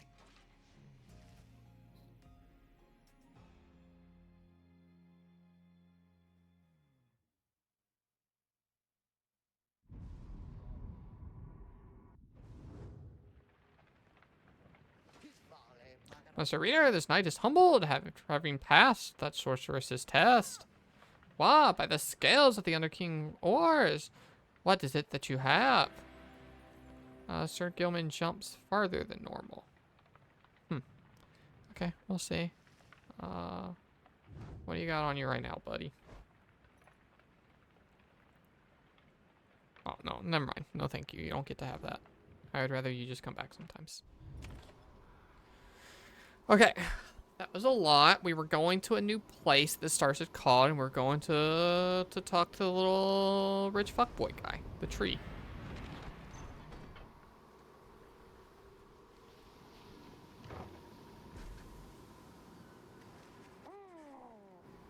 A messenger imp with news and rumors from the other side comes huffing towards your wagon, hearing the steady currents, the deathless tempest. Rookie! This is who we let go home last time. You let it in and offer it some light refreshments, as Rookie would have done. The imp's message turns out to be about him. You learn Rookie's past transgressions have been forgiven since his return to the Commonwealth. He has ever offered a well-appointed home and place of business. It must have represented just the kind of lavish lifestyle that Rookie always claimed to have had himself and his extended family. Eventually, after somewhat reluctantly, however, he refused the gifts instead and tracked down Fulfred's agents and gave them ample information, thus emboldening their ranks. The last bit of the message sounds as though it was transcribed word for word from something Rookie said. It simply reads, "The rest of you better get back here soon, or else." You thank the messenger imp for for the report. Soon, it has all your companions talking. The days aren't quite so bright without him, though. Sounds like he's doing well up there. Tizo is happy to learn that Ruki joined the Commonwealth. Don't you think he must have had sad news to have turned down the house? He has to be sad. Sorry, I realized that was not even fucking close to what it said on the screen, but, you know, we take some liberties reading, because reading's hard. The noble Ruki! He sets a shining example unto us all. We understand this Ruki holds no small degree of influence, at least among his kind. Hard to believe he would have turned down living in that kind of luxury. Though maybe he got used to it out here. The news of Ruki's liberation filled you and your fellow exiles with newfound resolve. The messenger imp accepts some scraps to eat from you and rushes off. +1 hope. Thanks, Ruki. Gonna be honest, I don't know what hope does. There are like 3 stats, and one of them is go fast, and I don't know what the other ones are. Your wagon shudders to a halt at the Isle of Claymere. Bizarre outcropping has given it a forbidden feel. In this distance, you hear the odd gibbering noise that sounds like drive imps. Okay, I'm pretty sure we still only have $3, but we'll go look. We do only still have we still have $3. I'm sorry, I'm skipping your dialogue, Falcon Realm. Oh, it reveals you a set of twin rings, a jeweled band, and a rund band. Okay. Cute. Thinking these fingers are supposed to be for a couple of lovebirds. Know what I mean? But anybody could use them, probably. Provided they can still buy them off of me. Duh, I was gonna get them for myself, but anyways, let me know if you want them. So much more stuff, and we still only have $3, because we always are poor. We're so poor. Maybe some other time then, guys.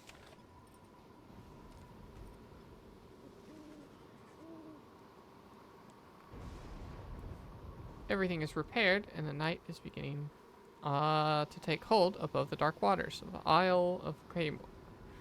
When Fulford gets your attention. Reader, I suppose you might remember our first meetings with the manly, tender stuff. He would be mortified, of course, if you forgot. I would say that he is an embarrassment to my kind, but unfortunately, I've known many others like him. We are a discontented people, I suppose. Anyway, when last we saw him, you might recall that I avoided him. We are not good acquaintances or anything, but he knows enough people in high places that he could be harmful to our plan, should he know of my involvement, and so... Walfred dons his ritual mask. Hey, you got one of those, buddy? I shall have to be discreet here, as I am with the Nightwings once again. I can no longer hide from him outright. Perhaps, though, he shall take me for a common sap. Anyhow, it seems to me we have a right to conduct. Maybe they're just gonna give us people like Fulfred and Bertrude that like we don't necessarily care too much about leaving behind. I don't know what +8 presence does. Erase the size of their aura. That sounds annoying as hell. And these two weren't bad at all, so we're just gonna do that. Stick with what we know. We're not exactly hurting for XP.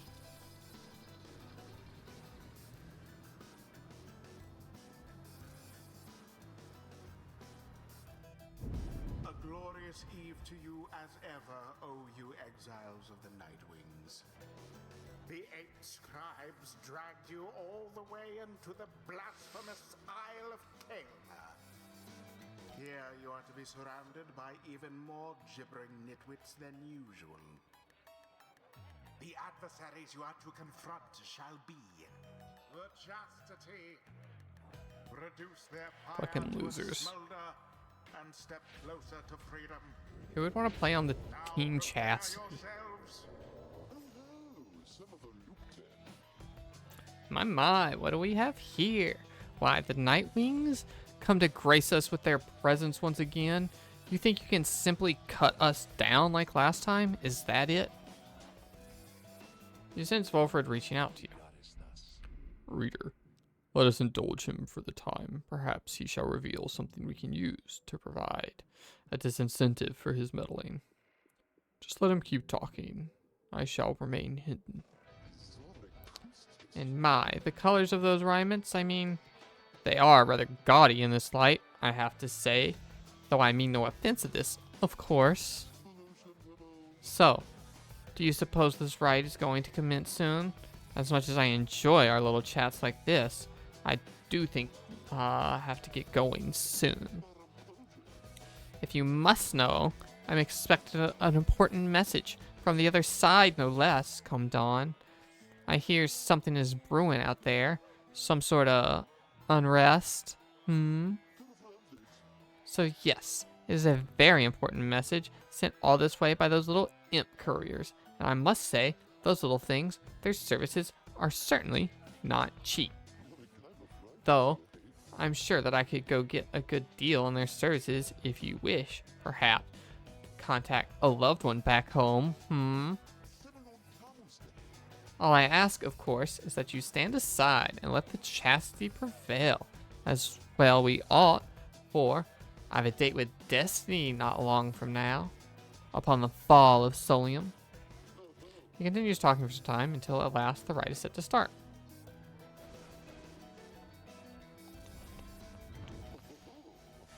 Oh my. Look at the wonder assembly of exiles from all different corners. Such colorful retinue of you Nightwings have. You know, I have the most preposterous rumor about you. That you are harboring an especially notorious criminal. One who has signs upon the Commonwealth itself. He looks right at Wolfred. But I could not imagine such an outlandish tales could possibly be true. Anyhow, if so, I would like to meet everyone here. Hello, good Nightwings. I am H. Manly Tenderstuff, and truly, it is a pleasure to make your acquaintance. Manly has intruded on the privacy as you are choosing the triumvirate. He could not be less welcome. He seems to be searching for someone in your ranks. Oh. I, personally... Oh, Shibella, thank you for following. I was just saying really nice things about you earlier. If you heard them. Oh, Shibella, guess what? Special news. You're our 80th follower. I don't do those kind of goals and visual whatever kind of stuff, but look at you. Special number. You got an even 10. Thank you. I would probably in real life ask him politely to leave, and if that did not work, then maybe be a bit more forceful. So we're gonna try that route. You suggest to Manly that perhaps he ought to check his own triumvirate in the key moments prior to the rite. Oh, future warm corpse. Hello. Compliment Shibello. Easy. I already gave her a compliment about the wonderful, nice birthday art she gave me. So let's give her another one.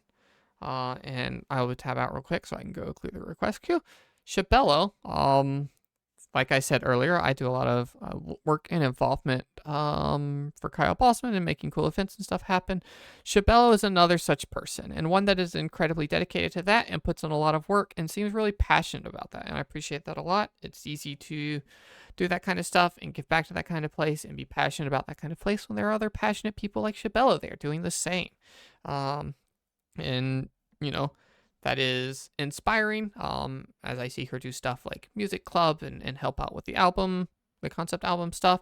It is helpful as she helps cover, and, you know, we kind of duo on things like watch-alongs and stuff now. It's like, that's the weird idea I had at one point, and now it's become a thing that's standard, and now Shibello has helped pick up and is, like, doing a lot of that planning stuff, is more on top of it than I, already thinking about Summer Game Fest stuff.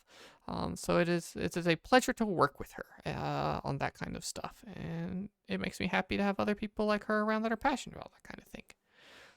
Thank you, Shibello. And thank you, Future Warm Corpse, for always being so kind and redeeming that compliment one.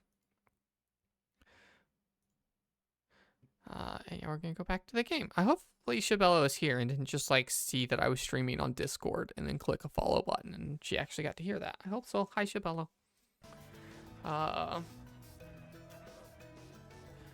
You suggest to Manly that perhaps he ought to check his own triumvirate in key moments prior to the rite.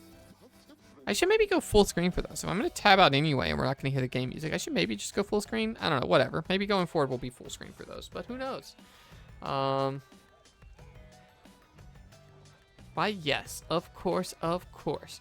I was just taking the opportunity to bid all of you salutations, for I so enjoy getting to meet my fellow exiles face to face like this.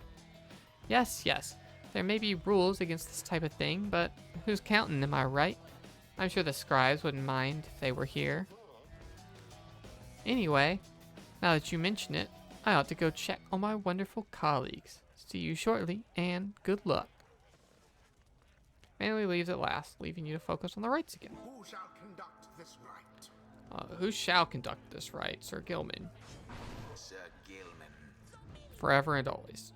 And by that I mean he's probably going home soon because I rely on him too much. And you know what? You know what? You know what?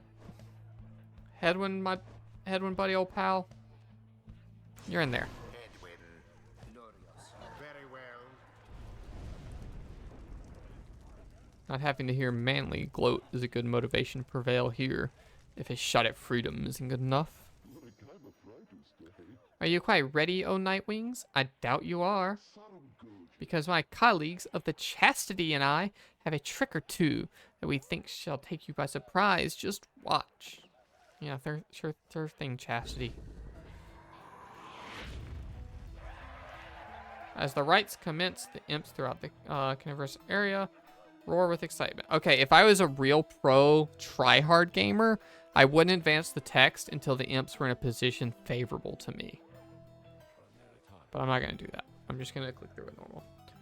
Our struggles and our plan. Mere entertainment for those loathsome creatures. Begging your pardon, sir. The imps of the Isle are quite passionate about their rights. Just now, they offered a bounty in soul, if our triumvirate proves worthy. They would pay us? In exchange for what exactly? And where did they get the soul, for that matter? My understanding is they wish to see us perform feats of glory. Flashy displays of mastery of the rights, which certain types of imps are willing to pay for. As for the source of their wealth, who can say how much soul lies within the sea? Reader, it may seem beneath you, but for the opportunity is real, if the soul would benefit. Indeed. Then, reader, my girl, it is yours to decide if entertaining these sad creatures is a justification, or justifiable distraction from these affairs. We trust your judgment. Now let us not distract you any further. Okay.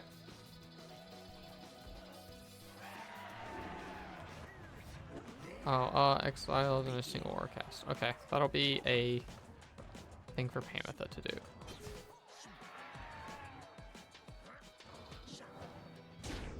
Fuck yeah. I think that's our first real, actual, good range score. You elude banishment using such tricks. The flames of freedom.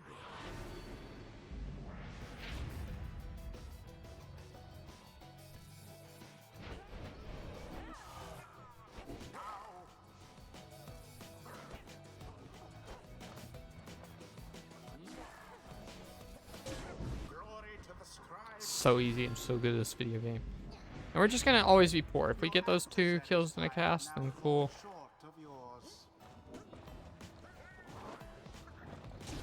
Onward thus to greater The Honor Seeker, we got an achievement.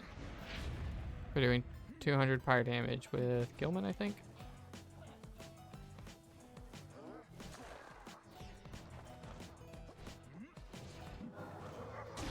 Hedwin flung the orb into the flame. Oh yeah, we did.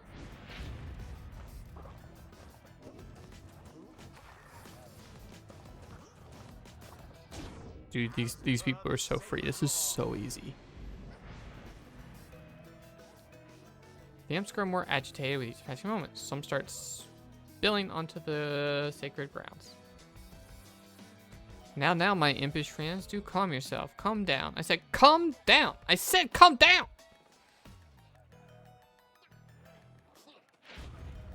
What are those blasted creatures doing? This is a sacred tradition, not some boorish spectacle. That was close. I was trying to farm the money.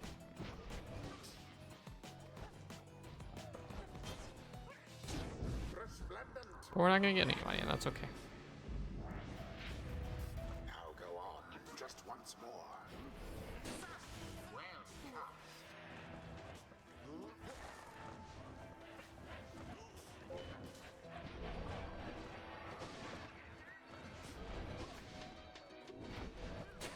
cast. Okay, I was trying to get money.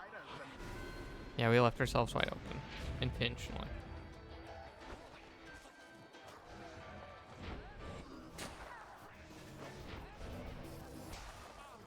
What happened there?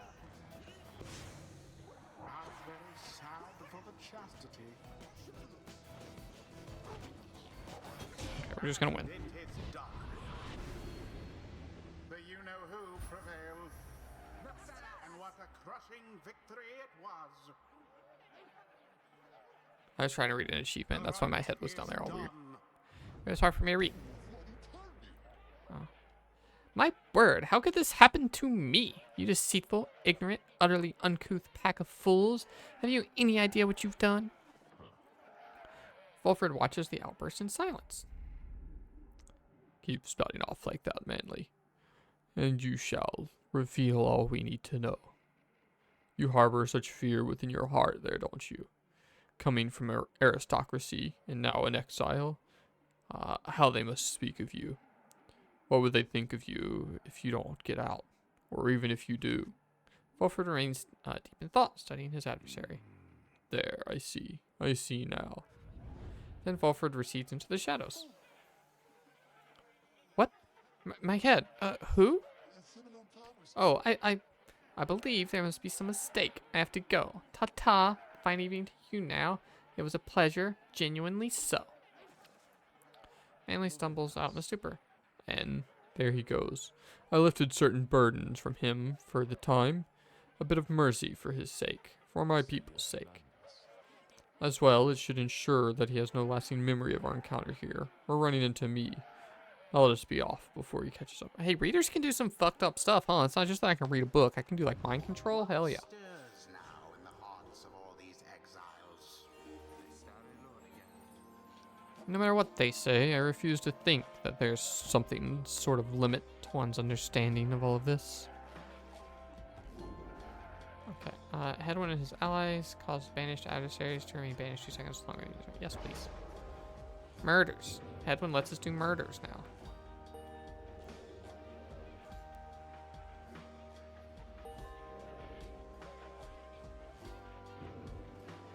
Okay. Until the next right.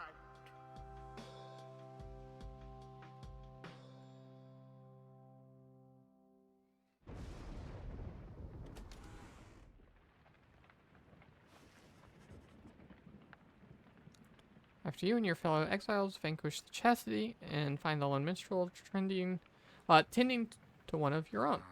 Edwin seems to be unwell, though you cannot sense why. How are you feeling, sir? I've been worse, but my limbs, I can barely move. It's like I'm hardly there. I see, then do not exert yourself. Or try. The lone minstrel motions for you to come closer.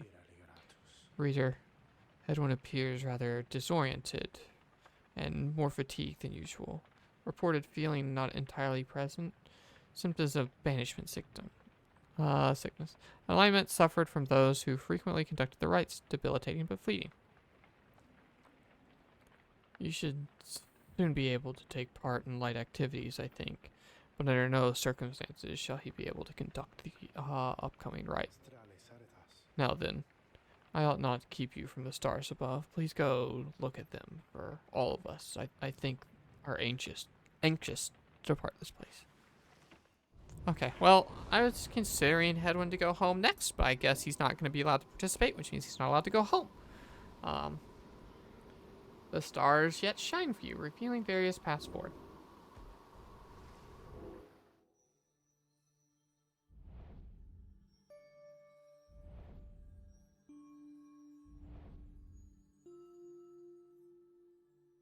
Oh. For some reason, I was like, ooh, so many options. It's like always 3. Oh, fuck no. I'm not doing the Australian accent. We did that already last time. Oh, we could do that. We're kind of on our Sir Gilman run.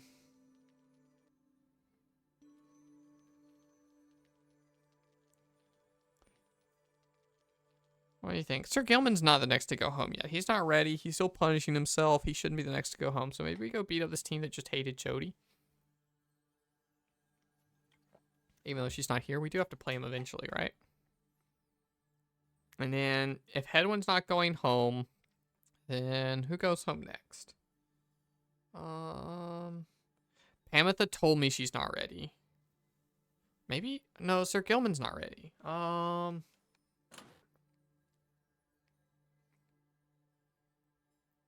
can't see who else on our team from here. But we got Tizo, I guess could go, but he's a little drive imp, so I don't know if he's the right choice. Pamitha's not ready. Sir Gilman's not ready. Hedwin can't. Ray, I guess. We could send Ray. She's got a couple people up there looking out for her. And she kind of hasn't been too involved recently. In the story and stuff. I feel like I haven't done her voice like at all recently. Well, thanks Transfamily for hanging out and all that kind of stuff. For watching so much of the stream. I hope your dinner is excellent. Like I said, I will be back streaming Thursday. Oh, thank you for the follow. Now I don't have to remind you that I will be streaming Thursday at 8 because you'll just see me in your followers. Thank you so much for coming by. Thank you for being so friendly and nice and kind and participating in chat and all that kind of stuff. It's really cool. So I hope to see you again in the future. And I hope your dinner is excellent. Okay. So is Ray, there's one other person, right? There's Bertrude. Is there another person? It's Ray. Ray goes home next, right? It's Ray. Ray's going home next. So Sir Gilman's still going to be around. We're going to go fight the Pompadour people.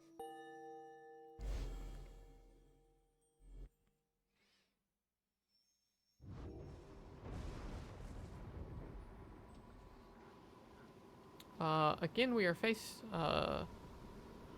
to face the demon, Egrius. Oh, this is Wolfred talking. I'm just doing my normal voice. Again, we are to face the demon Egrius and his brutes, the Tempers. He is living proof of how the rights favor raw strength of will and body. It doesn't. It's about being fast. Going fast makes me feel alive. Anyone? Chat, anyone? Going fast makes me feel alive. Heartbeat. I go by. Anyone? No? No one knows the quote. No one knows the song. Disappointed. That was going to be worth 20 points. Yu-Gi-Oh! Correct, Future Warm Corpse. That is the opening to the dubbed version of Yu-Gi-Oh! 5Ds. 50 points to Future Warm Corpse. I wish you could actually just hand out channel points like that to people. That'd be fucking funny. I bet people have built like their own systems to give out points and stuff like that to viewers and keep track and all of that. And I probably could do that, but I'm not gonna. So, Future Warm Corpse, write that down on your character sheet. You got 50 points for knowing Yu-Gi-Oh!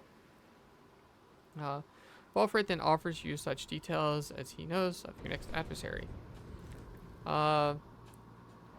Ignarius, a longtime resident of the downside, as evidenced by his appearance, the strongest of the Tempers, he has waited years to earn his freedom. Born to a middling Commonwealth family, he got into trouble early and often, but found his calling in the Commonwealth's not entirely legal red light district. We know what I meant. There he took many jobs, most involving his sheer size. Most notably, he was a bouncer at the Starry Eight, where he came to symbolize its reputation. One day, a particularly belligerent guest got under the skin, so he gave them a tremendous thrashing. The club clientele all gave a cheer. However, this guest turned out to be a wealthy chamberlain. Chamberlain. Okay. That's just a word. I was like, what two words are they combining there? Chamber and lane? What does that mean? Chamberlain is just a word. Who then exploited his connections to have Igragus arrested and then exiled. This was 14 years ago. In the downside, Ignarius dropped his given name, as it's sometimes the custom, and survived alone through the tenacity and strength. In time, he drew the notice of the Tempers, who revealed to him the rights, recruited him into their ranks, and let him work his way up. Now, at last, it's his turn. Ignarius struggled to return to a place that wants nothing to do with somebody like him. He should never have been exiled. Anyway, my girl, I'm off to rest. You wish a good night to Volfred. Your travels shall continue at first light. Oh, I don't like Bertrude. You find Bertrude asleep, or perhaps in a deep trance, or even you sense nothing from her. Hedwyn notices you as well and joins you to check on her. I haven't seen her like this before. She's barely breathing. She's not responding. He lends in a closer look when...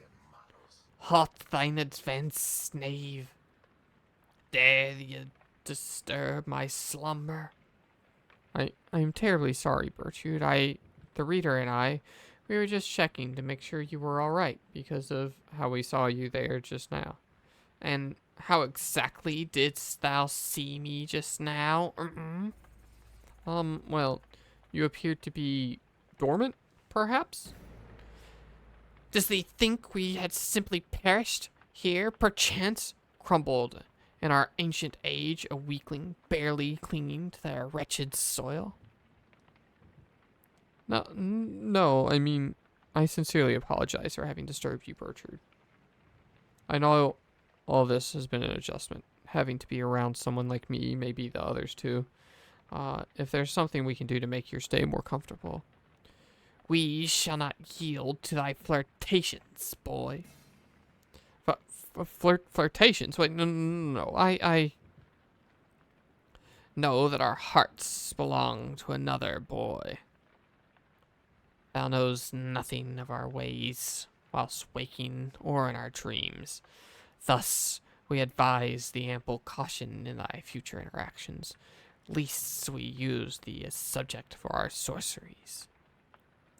However, we do appreciate thy flatteries. Thine advances makes us feel like a young tad.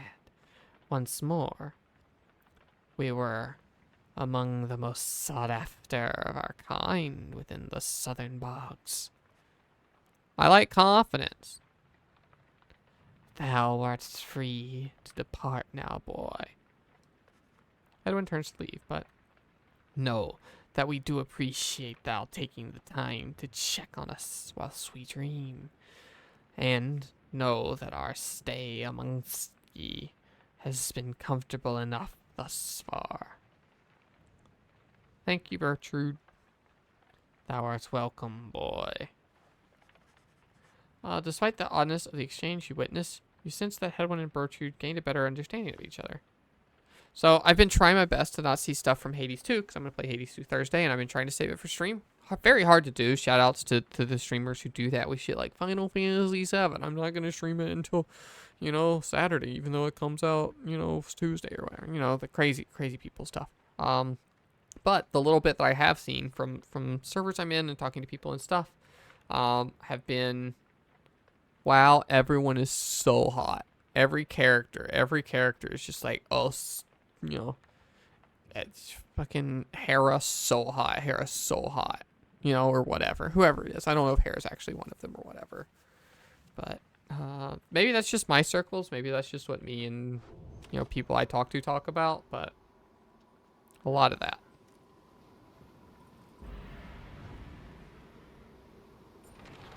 And also Tony specifically doing a whole lot of like, God, this is so cool. I want to tell you, but I'm going to bite my tongue because I know you don't want me to tell you. Which I appreciate from him.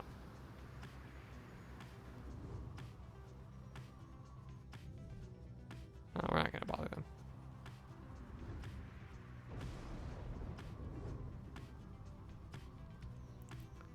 Okay, remember our goal. Oh god. No, we didn't see you, we didn't talk to you, we didn't talk to you, we didn't talk to you, it didn't happen. We're not reading it, we're not reading it. None of that happened. It's not the internet that's really horny, it's people that's really horny. People are horny on the internet or off. Internet just gives them a place to talk about it.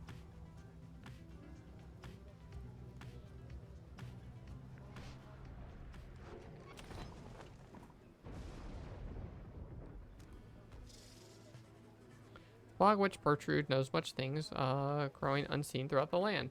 Things, including things residing here, within the rolling hills of the Hollywood. Sorry, you call people the internet now. I guess people are also made of a series of tubes. We have made note of thy willing assistance. Come along, then, reader. Reading one. Why she requests your company in such excursions? Only she could say. Yeah, she does no such thing. She instead directs you to collect foul ingredients she seeks. No, it was prompted by the fact that even this game is horny all the time. Because that scene of them just spontaneously flirting and that kind of stuff. Reminded me of that. Bertrude's not my type. Yeah, we're seeking foul ingredients. The radiance seem to disappear into her robes. And you return in silence. Later, you note a new talisman has appeared among the group's possession, bearing Bertrude's unmistakable mark. Living Flame. While Bear's Pyre has more flame than the adversary, Bear deals bonus damage. That's cool. Just flat bonus damage. I'll never be losing, ever. It's that everyone is from luck, even you. Even if you don't want to admit it. Yeah, there's nothing wrong with that. And there's also nothing wrong with not being. Sorry to put you on the spot like that. You approach Bertrude just as she finishes polishing the various bottles, flasks, and vials that your fellow exiles have collected during the travels of the downside. The evidence of thy travail... Oh, the evidence of the travails, how brazenly you put them on display. Ye tempt these lands to swallow ye. She lets out a long breath. Nonetheless, these trinkets stir our memories, not merely of these lands, but of the country whence we came. No, reading one, that we are here because of Sandalwood. We met him long ago within the southern bogs. He offered many courtesies, and in exchange we found agreeable. From luck, future orbs, what's happening?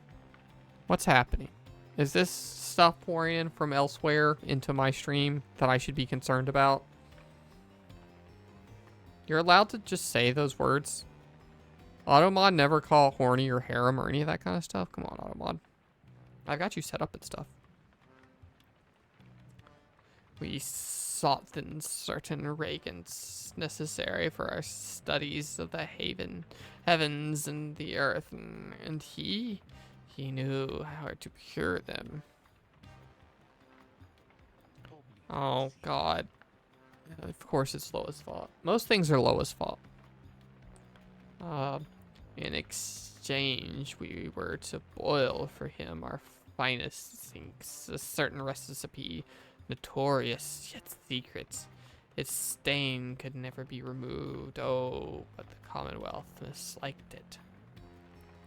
'Twas then that we began collecting samples from the regions of the downside. For Sandalwood was ever true to his word. Long have we studied this accursed black basin, the chaos and deathless tempest, the richness of the bog of flaking hands, lands so far away, and yet they called to us. If Molten Mills was able to traverse the downside in eternity, in its entirety an age ago, then surely it was not beyond the reckoning that we could do the same. Oh no, speak of the devil. Okay, not my fault, Loa. It's your fault for opening the stream then. 1. 2, they're talking about stuff that happened in your stream. You should crack down on this. Don't let it spill over into mine. Come on. Furthermore... But she hesitates. It matters not, Re One. Thou hast indulged our tales long enough for now. Well, speaking of, I just got finished watching the first season of Konosuba. Tony is rewatching it with me because I've never seen it before. It's my first time watching it, and that show's funny and horny and all that kind of stuff. But I like it so far. She slithers away without further explanation. That seems like shit some of you would have been into. She seems reluctant to discuss the circumstances of her past, which Wolfred, yet you sense that she is here by choice.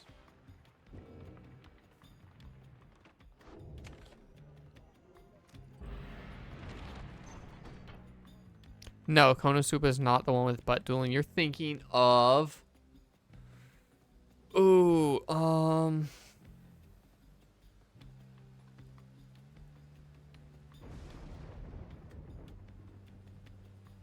Fuck. I can't remember the name. I had it. I thought I knew it. I've never watched it. I thought I knew it.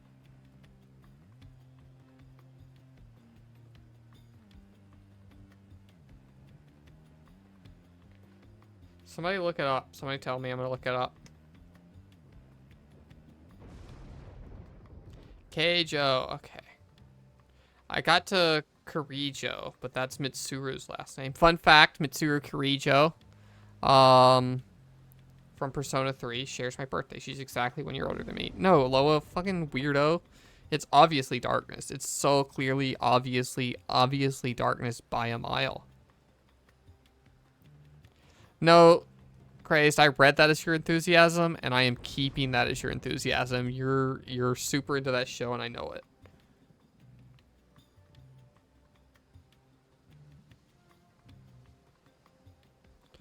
I mean, I don't know anyone who got their own show. What the fuck are you talking about? I've watched 1 season of a thing. Darkness is clearly the best. And... Okay, no one hold this against me. Most relatable.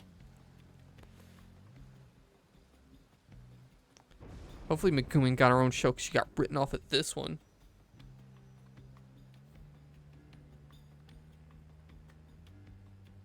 No, we cannot all agree Aqua is terrible. I would put Aqua second. And also, that's Tony's favorite. So no, we cannot all agree that.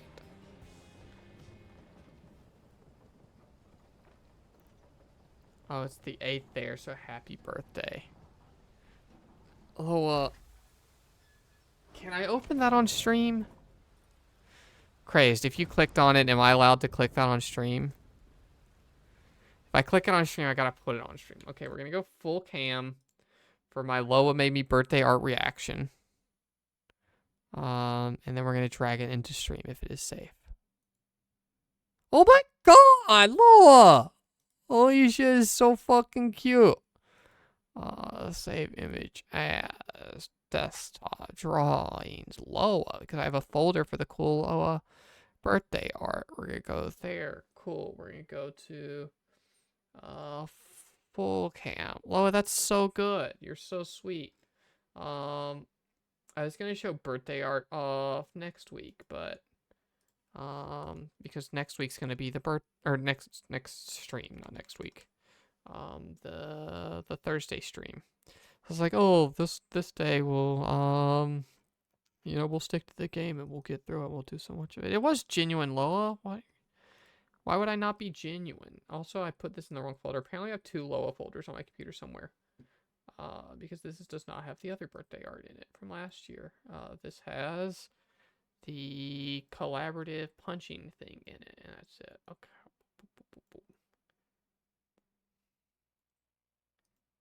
Boom, look at the wonderful art that Loa made. Do I lean this way? I lean this way to be able to be in camera. No, I lean this way to be able to be in camera. Ah, okay. It's so good, Loa.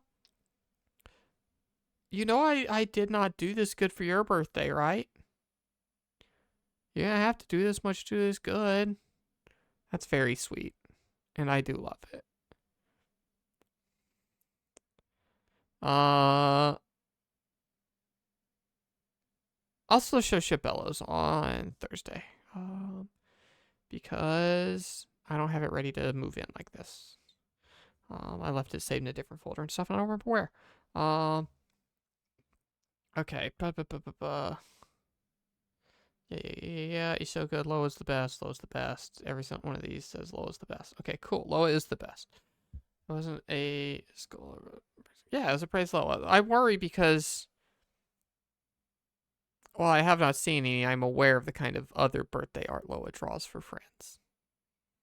And, I am not one of said friends, as you can see by this very genuinely sweet, very nice art at my friend. How many points is awarded for Loa? No points. Friendship is not a point-based monetization system. It is just a nice thing. So sorry, no Loa, no stream points. But you do get friendship and stuff. No, Fromlock, you're doing it wrong. You do not want to see the. Okay, I unfucking fortunately know too much about what that birthday art's probably gonna be already. We're not gonna talk about that. No one should go to Loa's Discord server. The wujak stream officially does not endorse the Loa server.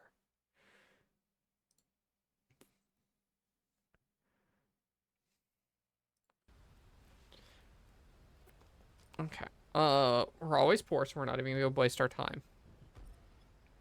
We have $3. We did not complete the bonus mission last time.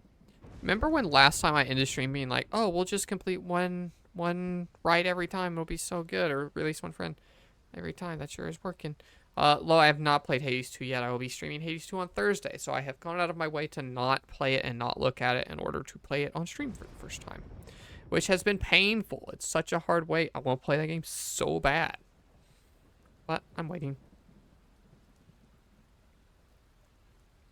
Loa's not even going to draw you birthday art. He's going to just pull some old art out of his collection that he already has, that he's made for himself, and put your name on it, and just call it done. As you await the stars, a form dressed in the remnants of the rites approached Fulfred. Loa, we both know that. You don't... Loa, I have at least 3 versions of proof that you don't know what Terriermon looks like.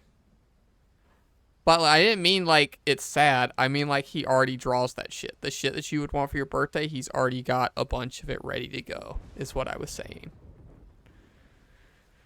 Not that he doesn't love you or whatever. You would first presume that one of your next adversaries, the Templars. But he cannot be one of them. Besides, you've offered starts something you have never seen him do. You observe the colors he wears on inverse of the Nightwings. Fulfred Sandalwood, it's been a while. Oh, this cannot be. I gave him the same voice. The demon unfastens his mask. Oh, how do I... Ooh. Talk about hot characters. Jeez. Look at this guy. How do we get a hot boy voice?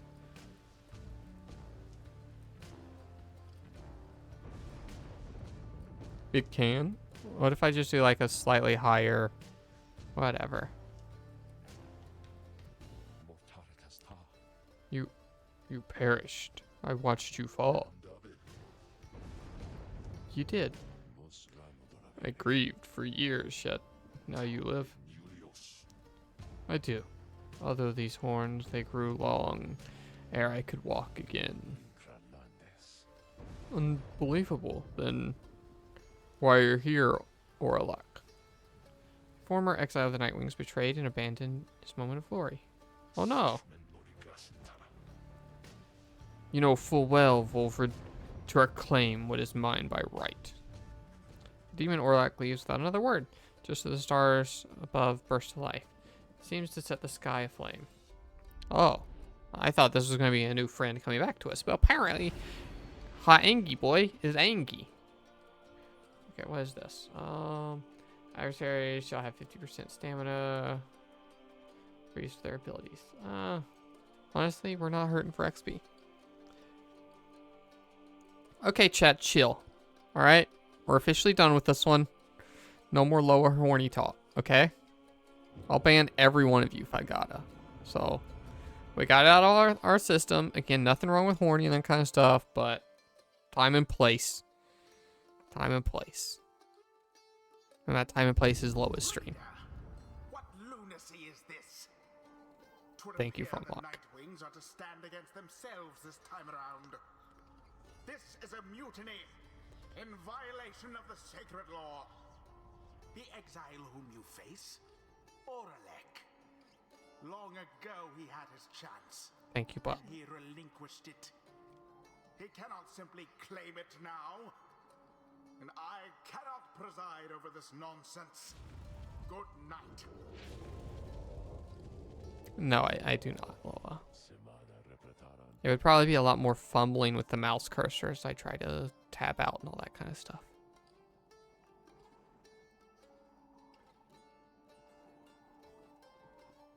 I'm insulted that you think that you four chuckle fucks are half my viewership. Which maybe is true, but won't always be.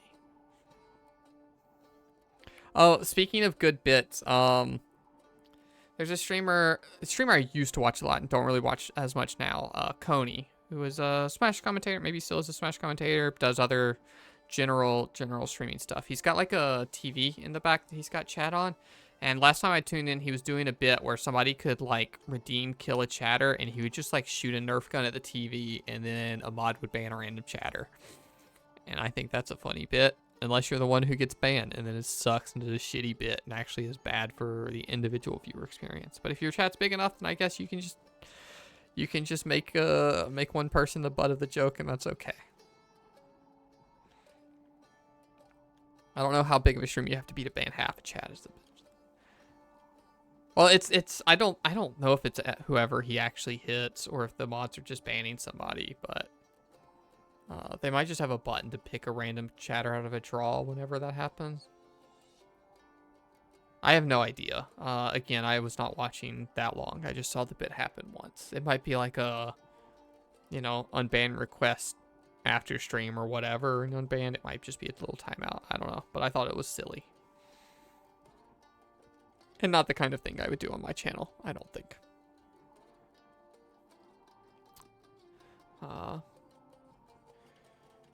What happened to the Tempers? The stars, should we were to face them. They must have suffered a misfortune of sorts. Compliment a chatter from Locke. From Locke? Aw. Let's see. I'm trying to think of another good one. Other than just like, I like when Fromlock's around, because that was the first thing I thought. But Fromlock's supportive. Okay, here's a thing that's minor, and like, I don't know. Whatever, it's happened a couple times with other people, but it makes me really happy when I see that people use the emotes I made. And Fromlock is one of our most emote using users. Because like, I don't know, it's just silly little stuff I made, and yet Fromlock has not only decided to use them and that they adequately express an emotion that he wants to portray, but like is paying for the privilege of doing that, which is like fucking crazy. So like it makes me happy to see them in chat in general, but also like, I don't know. I guess this is an assumption on my part. The like desire or appreciation of the emotes in order to use them. You know, I don't think it is just like a, I don't know, well that. That makes me happy. Yeah, I have the stats. Like, I can go look. I am not gonna finish this right. Where is it? We go here. We go analytics, engagement. Yeah, so Cell is definitely our top emote by far, and then it is Bless, and then it is the Heartless, the peak emote, and then it is actually above any of the other emotes, the flipped one, which I know is only from Locke who does that. The flipped horizontal Heartless emote. Then Kormaru, then Angie, and then Alert. So, shout out to FromLock for pumping those numbers. Oh, I got the stats, baby. That page is also telling me that I share 31% of my viewership with Loa McLoa. So, neat.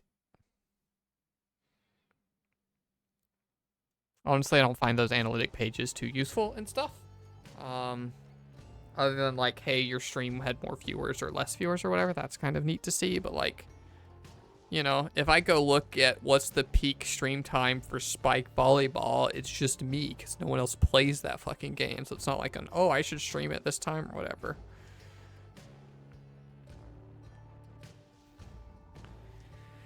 No bullying, Loa. No bullying from Lock. That counts. Tampering with the star's design is not permitted or elect. Cheating the worthy of their rightful liberty is not permitted either, Fulfred. You must know that I took no part in that betrayal. Search your heart. Orlok says nothing for a time. Where are your raiments, Fulfred? I have refused to wear them since, in a show of solidarity to you. And to elude the voice, I would suppose. Yes, that too. I see. You were never good at this anyway. We shall see if that new lot of yours is any better. You cannot be serious. What sense is there in us standing against each other? But Orlok puts on his mask and stands ready. I shall crush this lot of yours, Fulfred. You shall see that I am not easily discarded, and you shall not deny my liberty again. I would gladly welcome this guy to the team, even though he's real lanky. Reader, the adversary whom you face, Orlok, he is not one to back down. He is very experienced in the rites, even at the time, and so beware. There's no one in his day who could prevail against him, and he appears even stronger now. I wish there's more valuable advice to give. I wish I had foreseen this. Maybe this is going to be a forced loss, but probably not, because I'm fucking good at video games. Okay. Sir Gilman, you're in. You're the star, baby. You're also in. And we're going to take Ray, because Ray's probably next to get out of here, and we can't take Hedwyn. And so they fill similar roles. Is it alright if I'm a little scared this time? Because I think that Orlok, he is frightening to me. Sorry, Ray. Such a triumphant you have assembled, Fulfred. Then we'll see what you can do. Come and face me, false Nightwings. Okay, yeah, but you're big and slow, and that means you're bad. See, bad.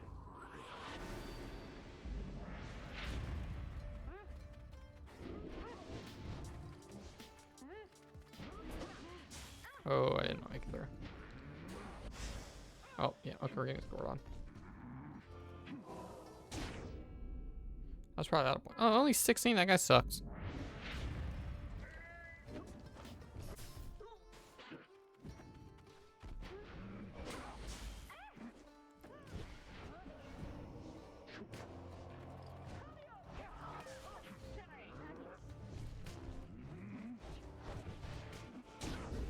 Ooh, okay. Maybe this guy is good.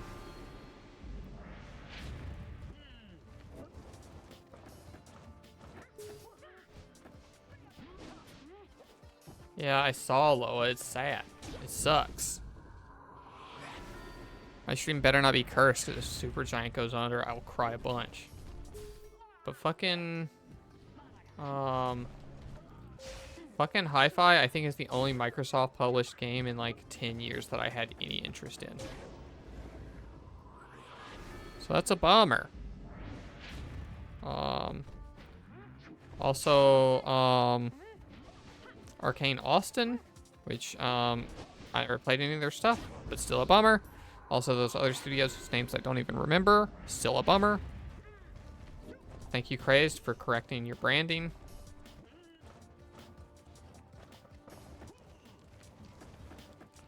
Oh, so close. Okay. Yeah, I think they do self-publish. I was just kidding. I don't think there's any real chance of that.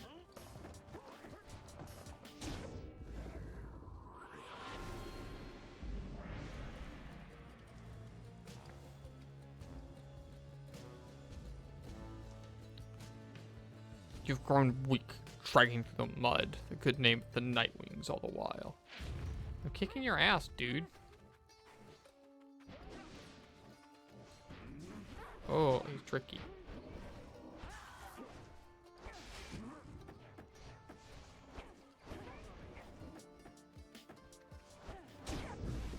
Fucking easy. One more goal and we got this.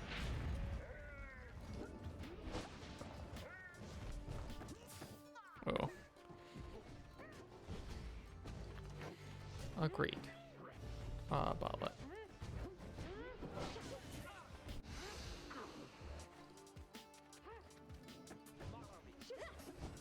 Holy shit, Ray jumps far. I forgot about that. Good goal, though. Good job, team.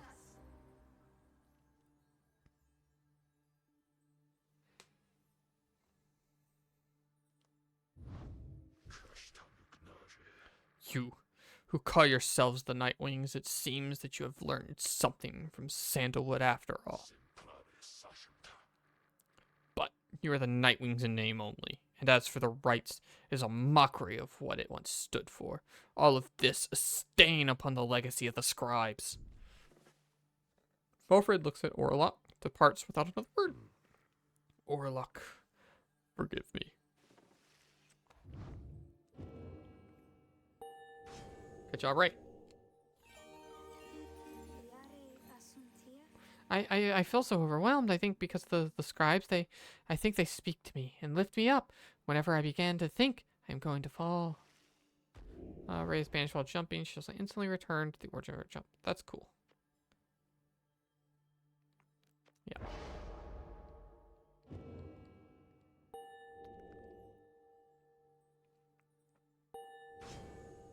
Hell yeah.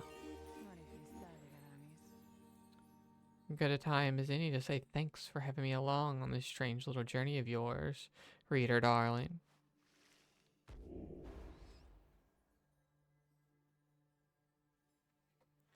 Apparently, yeah, that's probably good. We like movement speed.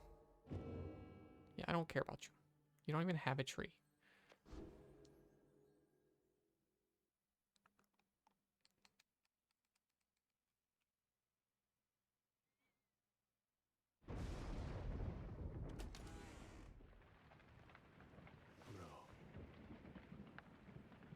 Orlok, he has changed. Scarce resembles now the one whom we traveled with then.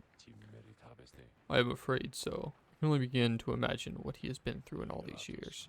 Reader, as you can see, Orlok and I, we have some years in common. A story from another day. I need some time to see how this affects our plan. Reader, madam, Orlok is a principled person. His freedom was denied him just when it was within his grasp. A doleful tale. Fulfred shall tell you more in due time. Of that I have no doubt. For now, it seems the stars beseech you once again outside. There in the deep infinite dark, once again, you see a single shining star shimmering brighter than the rest. Okay, is it time for the big rights? Hell yeah, big rights. Okay. we're gonna do this, and we're gonna send a buddy home, and then it's probably gonna be end of stream. Because that was our goal, to send one buddy home every time. Oh, I didn't look at who we're fighting. That's fine. We'll fuck anybody up.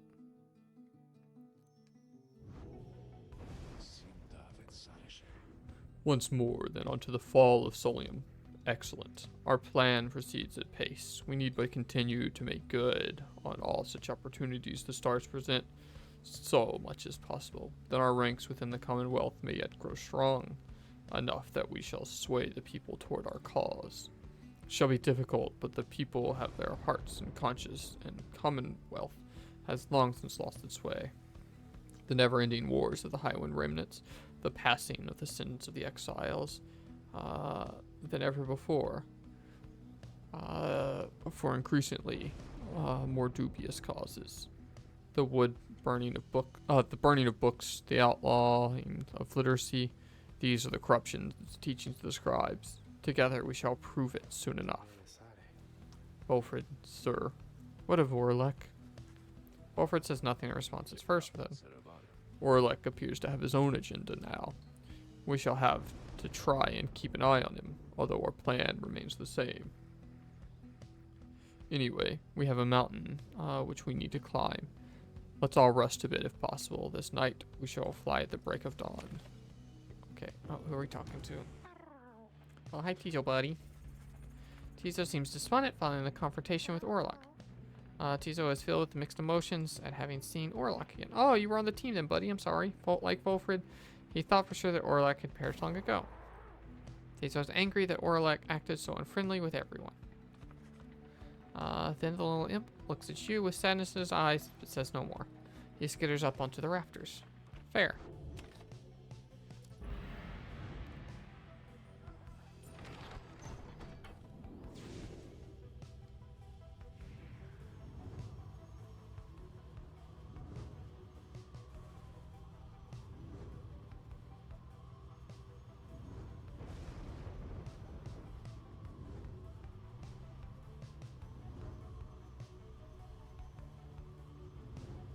Oh, we traveled a long way, huh?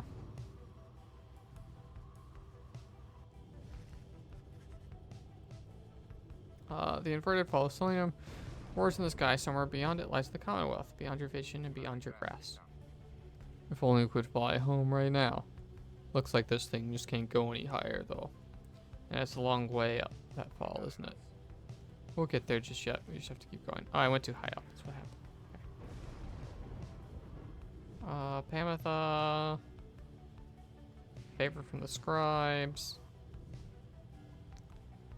Yeah, Bertrude. No, thank you, Bertrude. I'm sorry, Bertrude, but you've never felt like part of the team. You flirting with, or you thinking that Headland's flirting with you is definitely the best thing you've done so far.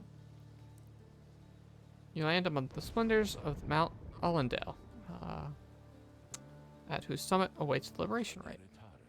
Thus begins our third ascent to the Fall of Solium.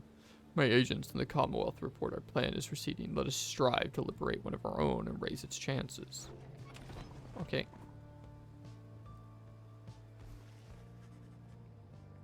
With some time to spare and having landed, you join Pamitha on a brief expedition to the monument. Well. Here we go again, eh, Pamitha? You got yourself into this mess? Now maybe you can get yourself back out. Not that you're in a hurry, really. What would you even do if you got out? Think on that for next time. The dead can't wait to hear it. Yeah, we know she's not ready to go. Soon, you and she are finished paying your respects. You return to the wagon in silence. Feeling as though Solium has shown you favors, you shall soon begin your ascent. Though there is time yet for you to pursue your vocations. Plus 2 hope. Thank you. As always, we're going to mentor a companion. Who are we mentoring?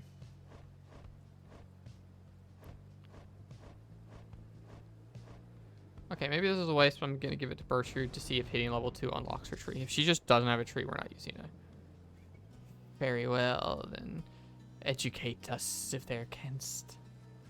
You and Bertrude review what observations you have made thus far about the various triumphants you have confronted on your journey. She's keen on your insights into some of them.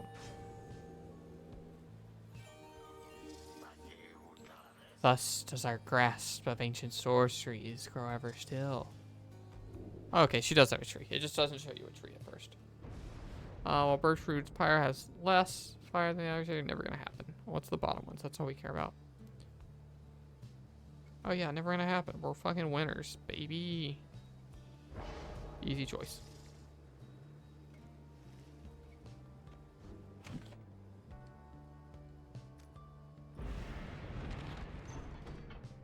I got another achievement. What's here? Headwind. Ray. Well, Headwind can't play, so we're going with Ray.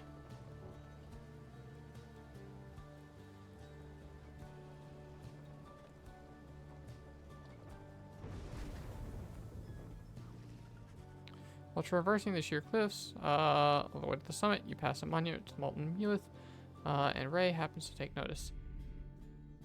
Thank you to each of you, 8 scribes, for it is you have united us together in this your most sacred tradition.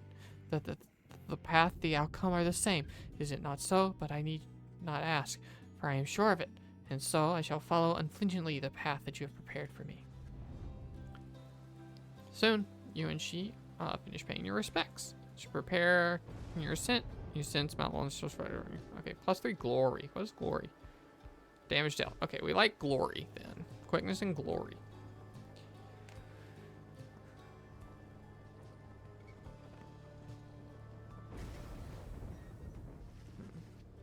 Sorry, my neck's a little stiff from having, I don't know, attempted to sit straight up for 3 hours. Shall we, reader? The minstrel leads you towards his counterpart, who seems unsurprised to see you all again. The exiles of the Night Wings. You. And you again, Tariq. Greetings, Celeste. Aye, we have returned. The stars shine darkly these past nights. Nothing more than a portent of your arrival, is it? Likely nothing more. Now, they are ready for you. Then come forth, each of you. In turn, please state your name and what it is you seek while crossing Scribe's Gate. Wait, you. She points to Bertrude. You are new amongst the group. You shall go first. Please do as she asks, Bertrude, madam. We are known throughout the downside as Big Bertrude. We follow Sandalwood, for we are fond of him. He led us into exile, and we shall lead us out. The Gate Guardian acknowledges her and motions to proceed. Everyone does so, as before, including you. Once you have all declared yourself, she regards you all for another moment and beckons towards the mountaintop. The 8 scribes bid the Night Wings welcome. Go forth with glory. Thank you, Celeste. Until the summit, Tariq. I'm curious about them. Are they like hired by the Commonwealth, or they just kind of like help this shit along? Are they chosen by the scribes? I don't really know what their deal is.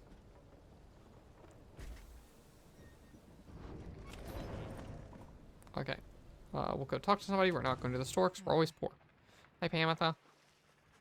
You find Pamitha by herself again, though her expression is grown darker than her custom.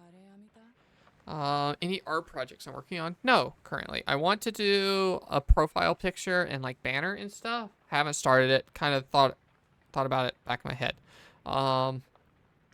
The Gundam flyer is this week, but I don't have anything to do on that because that is something that the folks at Gundam and Gundam Club provide pictures for, and I just kind of slot into the thing, so nothing there. Art show I'll work on, but not yet because you know, I don't want to draw custom Robo or Bramble, I guess. I probably want to draw something from the stream anniversary or something.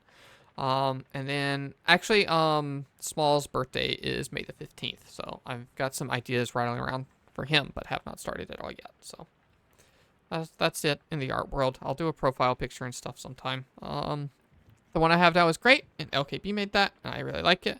But I do kind of want to do like a more like, I don't know, my stuff thing, you know?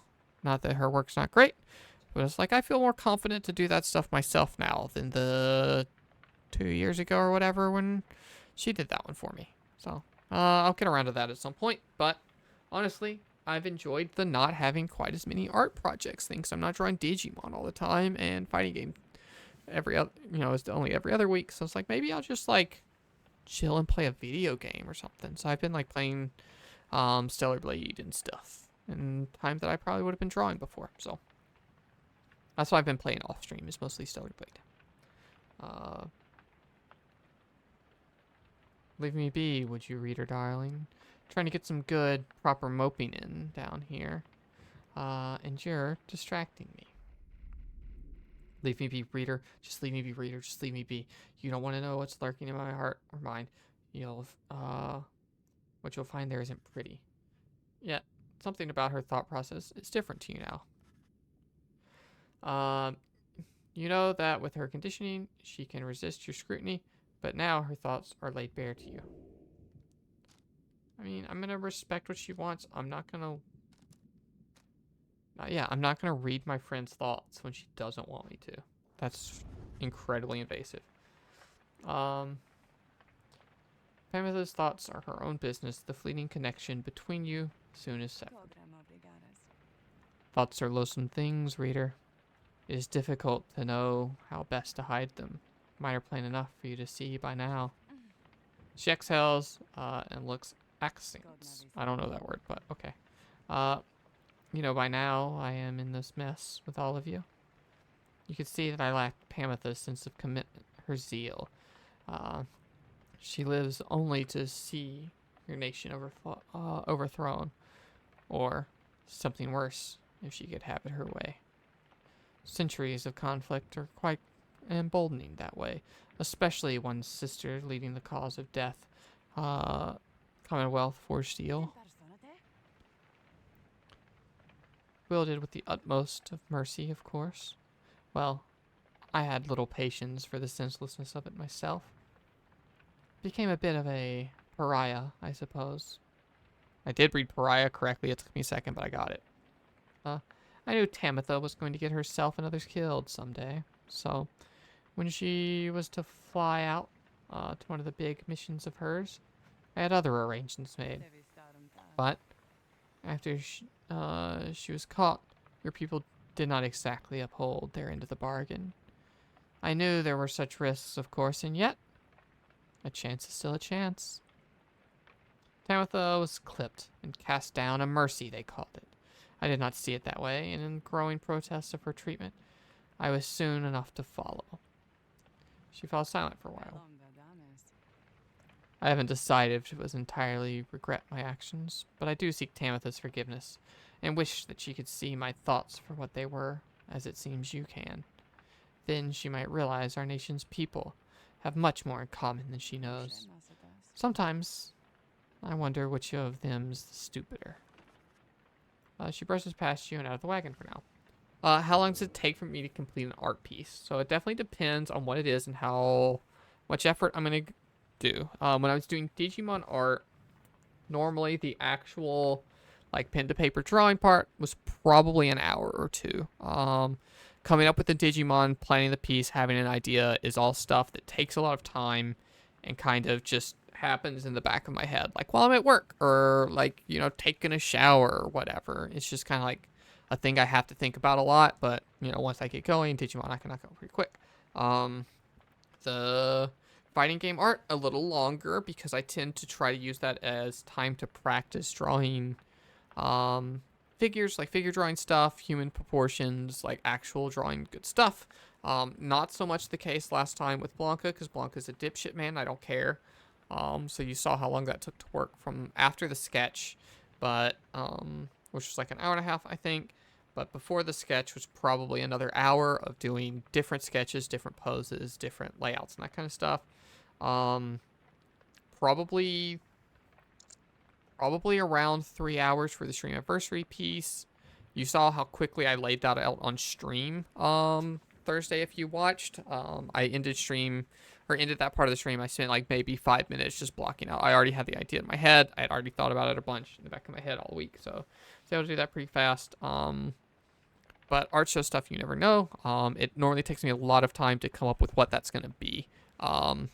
I know people, Jabberwabs, I think, said this in Kyle's chat the other day, that they always like my ideas for pieces. And that's definitely a thing that I spend a lot of time on in a way that I don't keep track of. It's just I think about what it should be a lot, just in my downtime a lot. So once that gets going, I would say probably for a piece that requires effort, I try not to go over 3 hours anymore, but I probably do sometimes.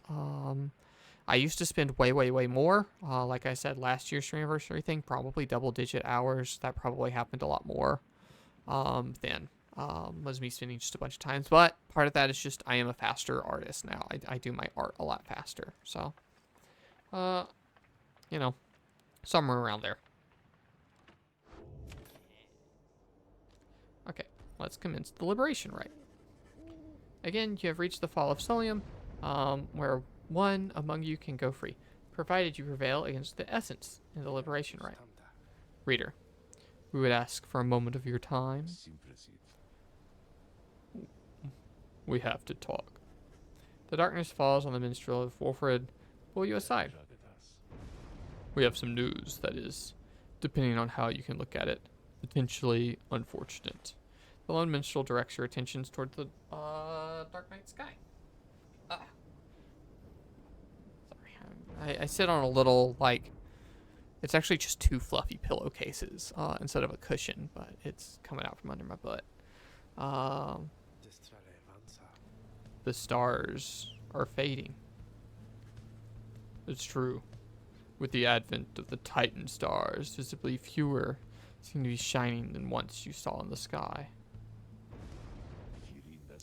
Yes, the stars themselves are vanishing. Why, I do not understand yet. That it indicates is this. The rites are drawing to an inexorable end. Oh! So we're not even going to be able to get down to 2 people. We're just, the rites are going to end and we're going to have a high favorability. And so some people are going to have to go because they can help Wolfred with the plan. I think that's what's happening here. The light of the stars, without it, the rites would not be able to commence. Anyway, that is the bad news. The good news is there are a lot of stars to go. However many liberation rites remain, I do not know yet. The arithmetic is complicated. An estimation of the number of stars, the rate at which they fade, the accelerating rate at which we're being summoned here anyway. I'll work it out as soon as possible. For now, I felt you should be aware of this. We can inform the others in due time. At the moment, though, we have this right to think about. And so do you. Look forth. As the stars above begin to shine, Wolfred's words begin to sink in. This time you have a limited number of chances remaining to liberate your companion, including this new one. Or this one now. Okay, so it's actually much bigger stakes to win these now. And all of my people are leveled up, and I don't care anymore. So we're not taking any more punishments.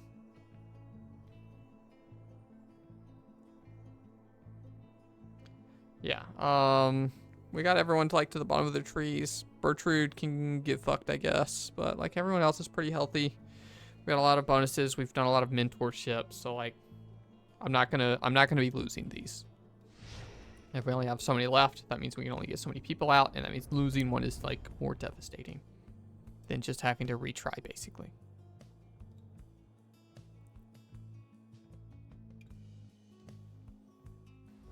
Congratulations, reader.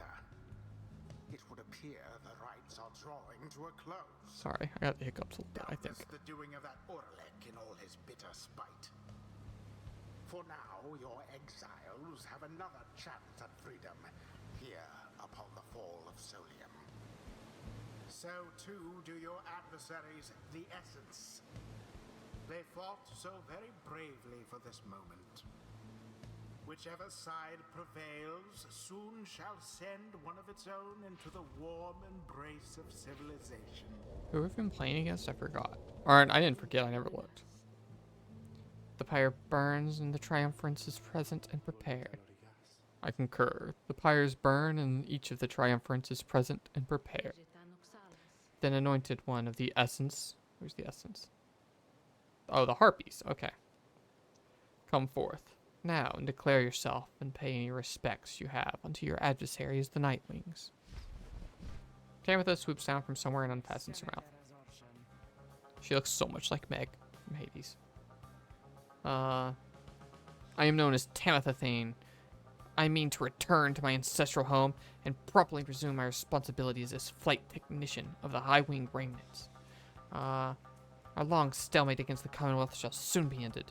Should I and several of my sisters manage to rejoin our clan, then our vengeance shall be swift and thorough. Your quarrel with the country that cast you into exile is beneath the notice of the scribes, Tamitha. Here you shall be judged under the stars. My quarrel with the Commonwealth is all that gave me and my sisters enough strength to reach this point. The scribes ought well take heed of how my people suffer. We are not weaklings anymore, like your Trista Tithys. Sorry. We shall not fall in line with flightless fools and their naked attempts to subsume our heritage, our culture. Speak not again thus of the saint, or you shall be expelled, Tamitha. Then she turns her attention to her side. And Nightwings, as for you, the fury we shall imminently show you is nothing in comparison to the hatred growing in your commonwealth and the mountains on the other side. She signals to her sisters to ready themselves. You seek your freedom, but there shall be nothing save for devastation should you manage to return. Okay. As for you, Nightwings, you bring darkness with you. What have you wrought upon the stars? Celeste, please. We do not know what is amiss here. Nightwings have come only to see the liberation is carried out. Indeed. Then make your choice, Nightwings. Who among you is to be anointed here? Oh. Who shall return to glory? I mean, if I only have 3 options, it's Ray. Ray was just talking about ready to do whatever the scribes demand and follow the scribes' path. And the scribes want her to go free. Oh, you mean me? That I get to go home, but the 8 scribes, what if they still want me to stay? Then we'll lose the right. Stand with her.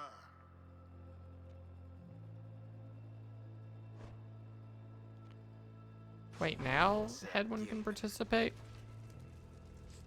Such an honor of this night to strive on behalf of good Ray. Yeah, and Tamitha, you gotta go beat up your sister.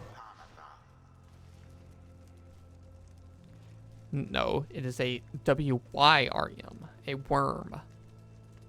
They're sea creatures. Alright.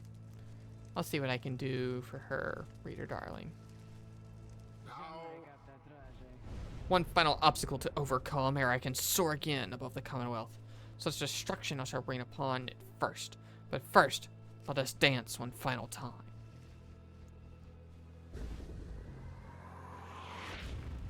Okay.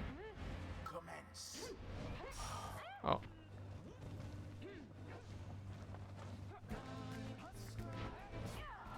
Oh, I gotta jump at those. I forgot they're birds. Fuck.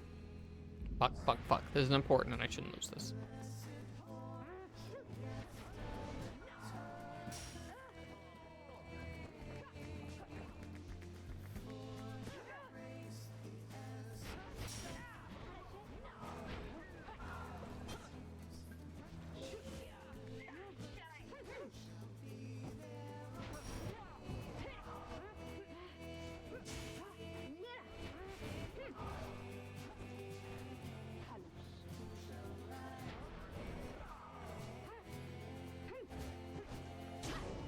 Ooh, okay.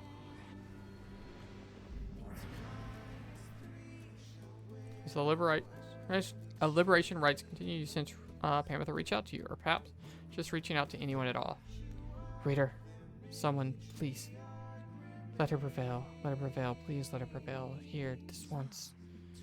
If this thought makes me a traitor, so be it, but please let Tamitha prevail, for she is here, wrapped up in all of this because of me. Oh. The fleet trails off as Tamitha remains steadfast, all of her attention focused on the liberation right. And, as for Tamitha, prepare yourselves, Nightwings, and as for you, Tamitha, I await the outcome of this night, for I shall ensure that I may never have to see your smirking cowardice again. I'm tempted to let her win.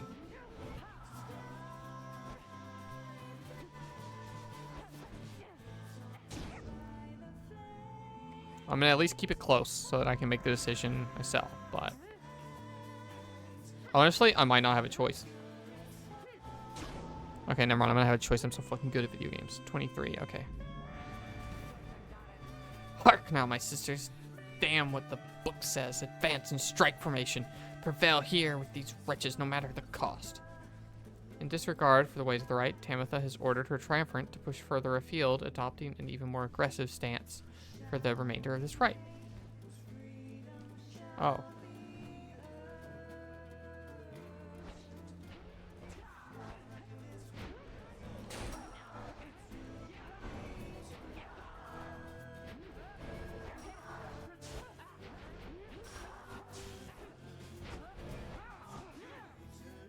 Fucking gaming. Okay, never mind.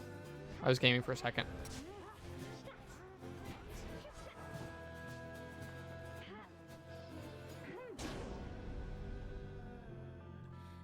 Okay.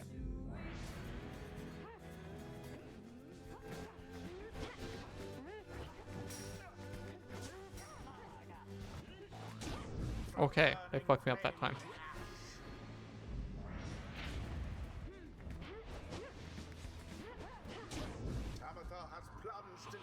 I might not have a choice.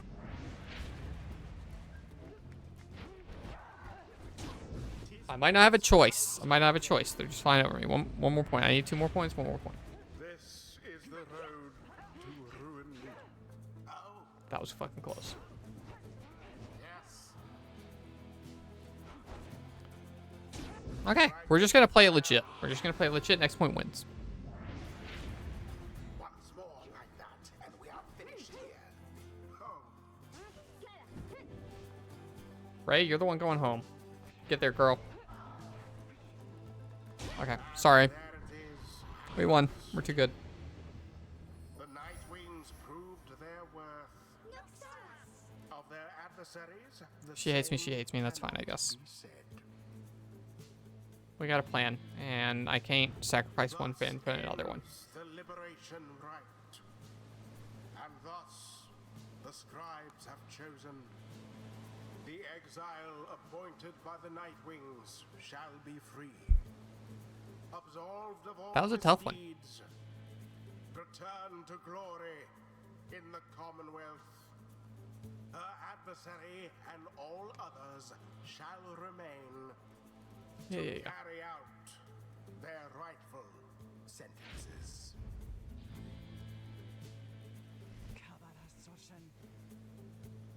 Damn you for this, Tamitha. All of this because of you.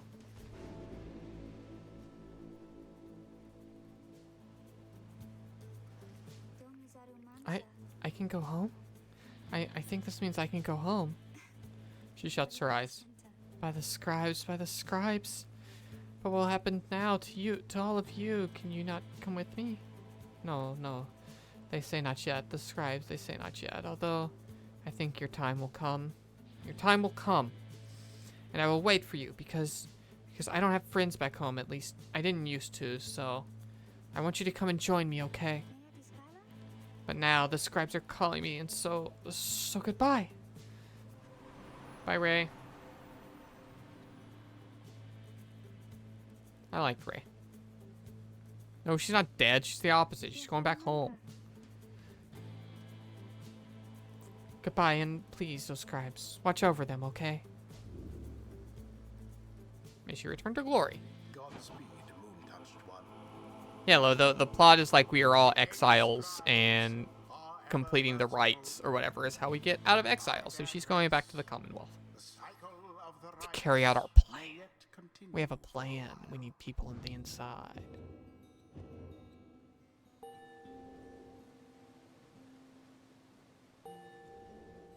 I hope Tamitha's not mad. What's actually happening is all of these people have done some kind of crime against the Commonwealth. In Ray's case, it was just that she was I don't know. She had some kind of mental deficiency, and they didn't like that, so they exiled her. Sir Gilman was saying that it was for cowardice. He went after his commander and like retreated from a battle, and everyone died. Moon touched is the word. Thank you, Christ. Like Ruki had gotten into some kind of debt or something and crossed the wrong people or something, so they got exiled.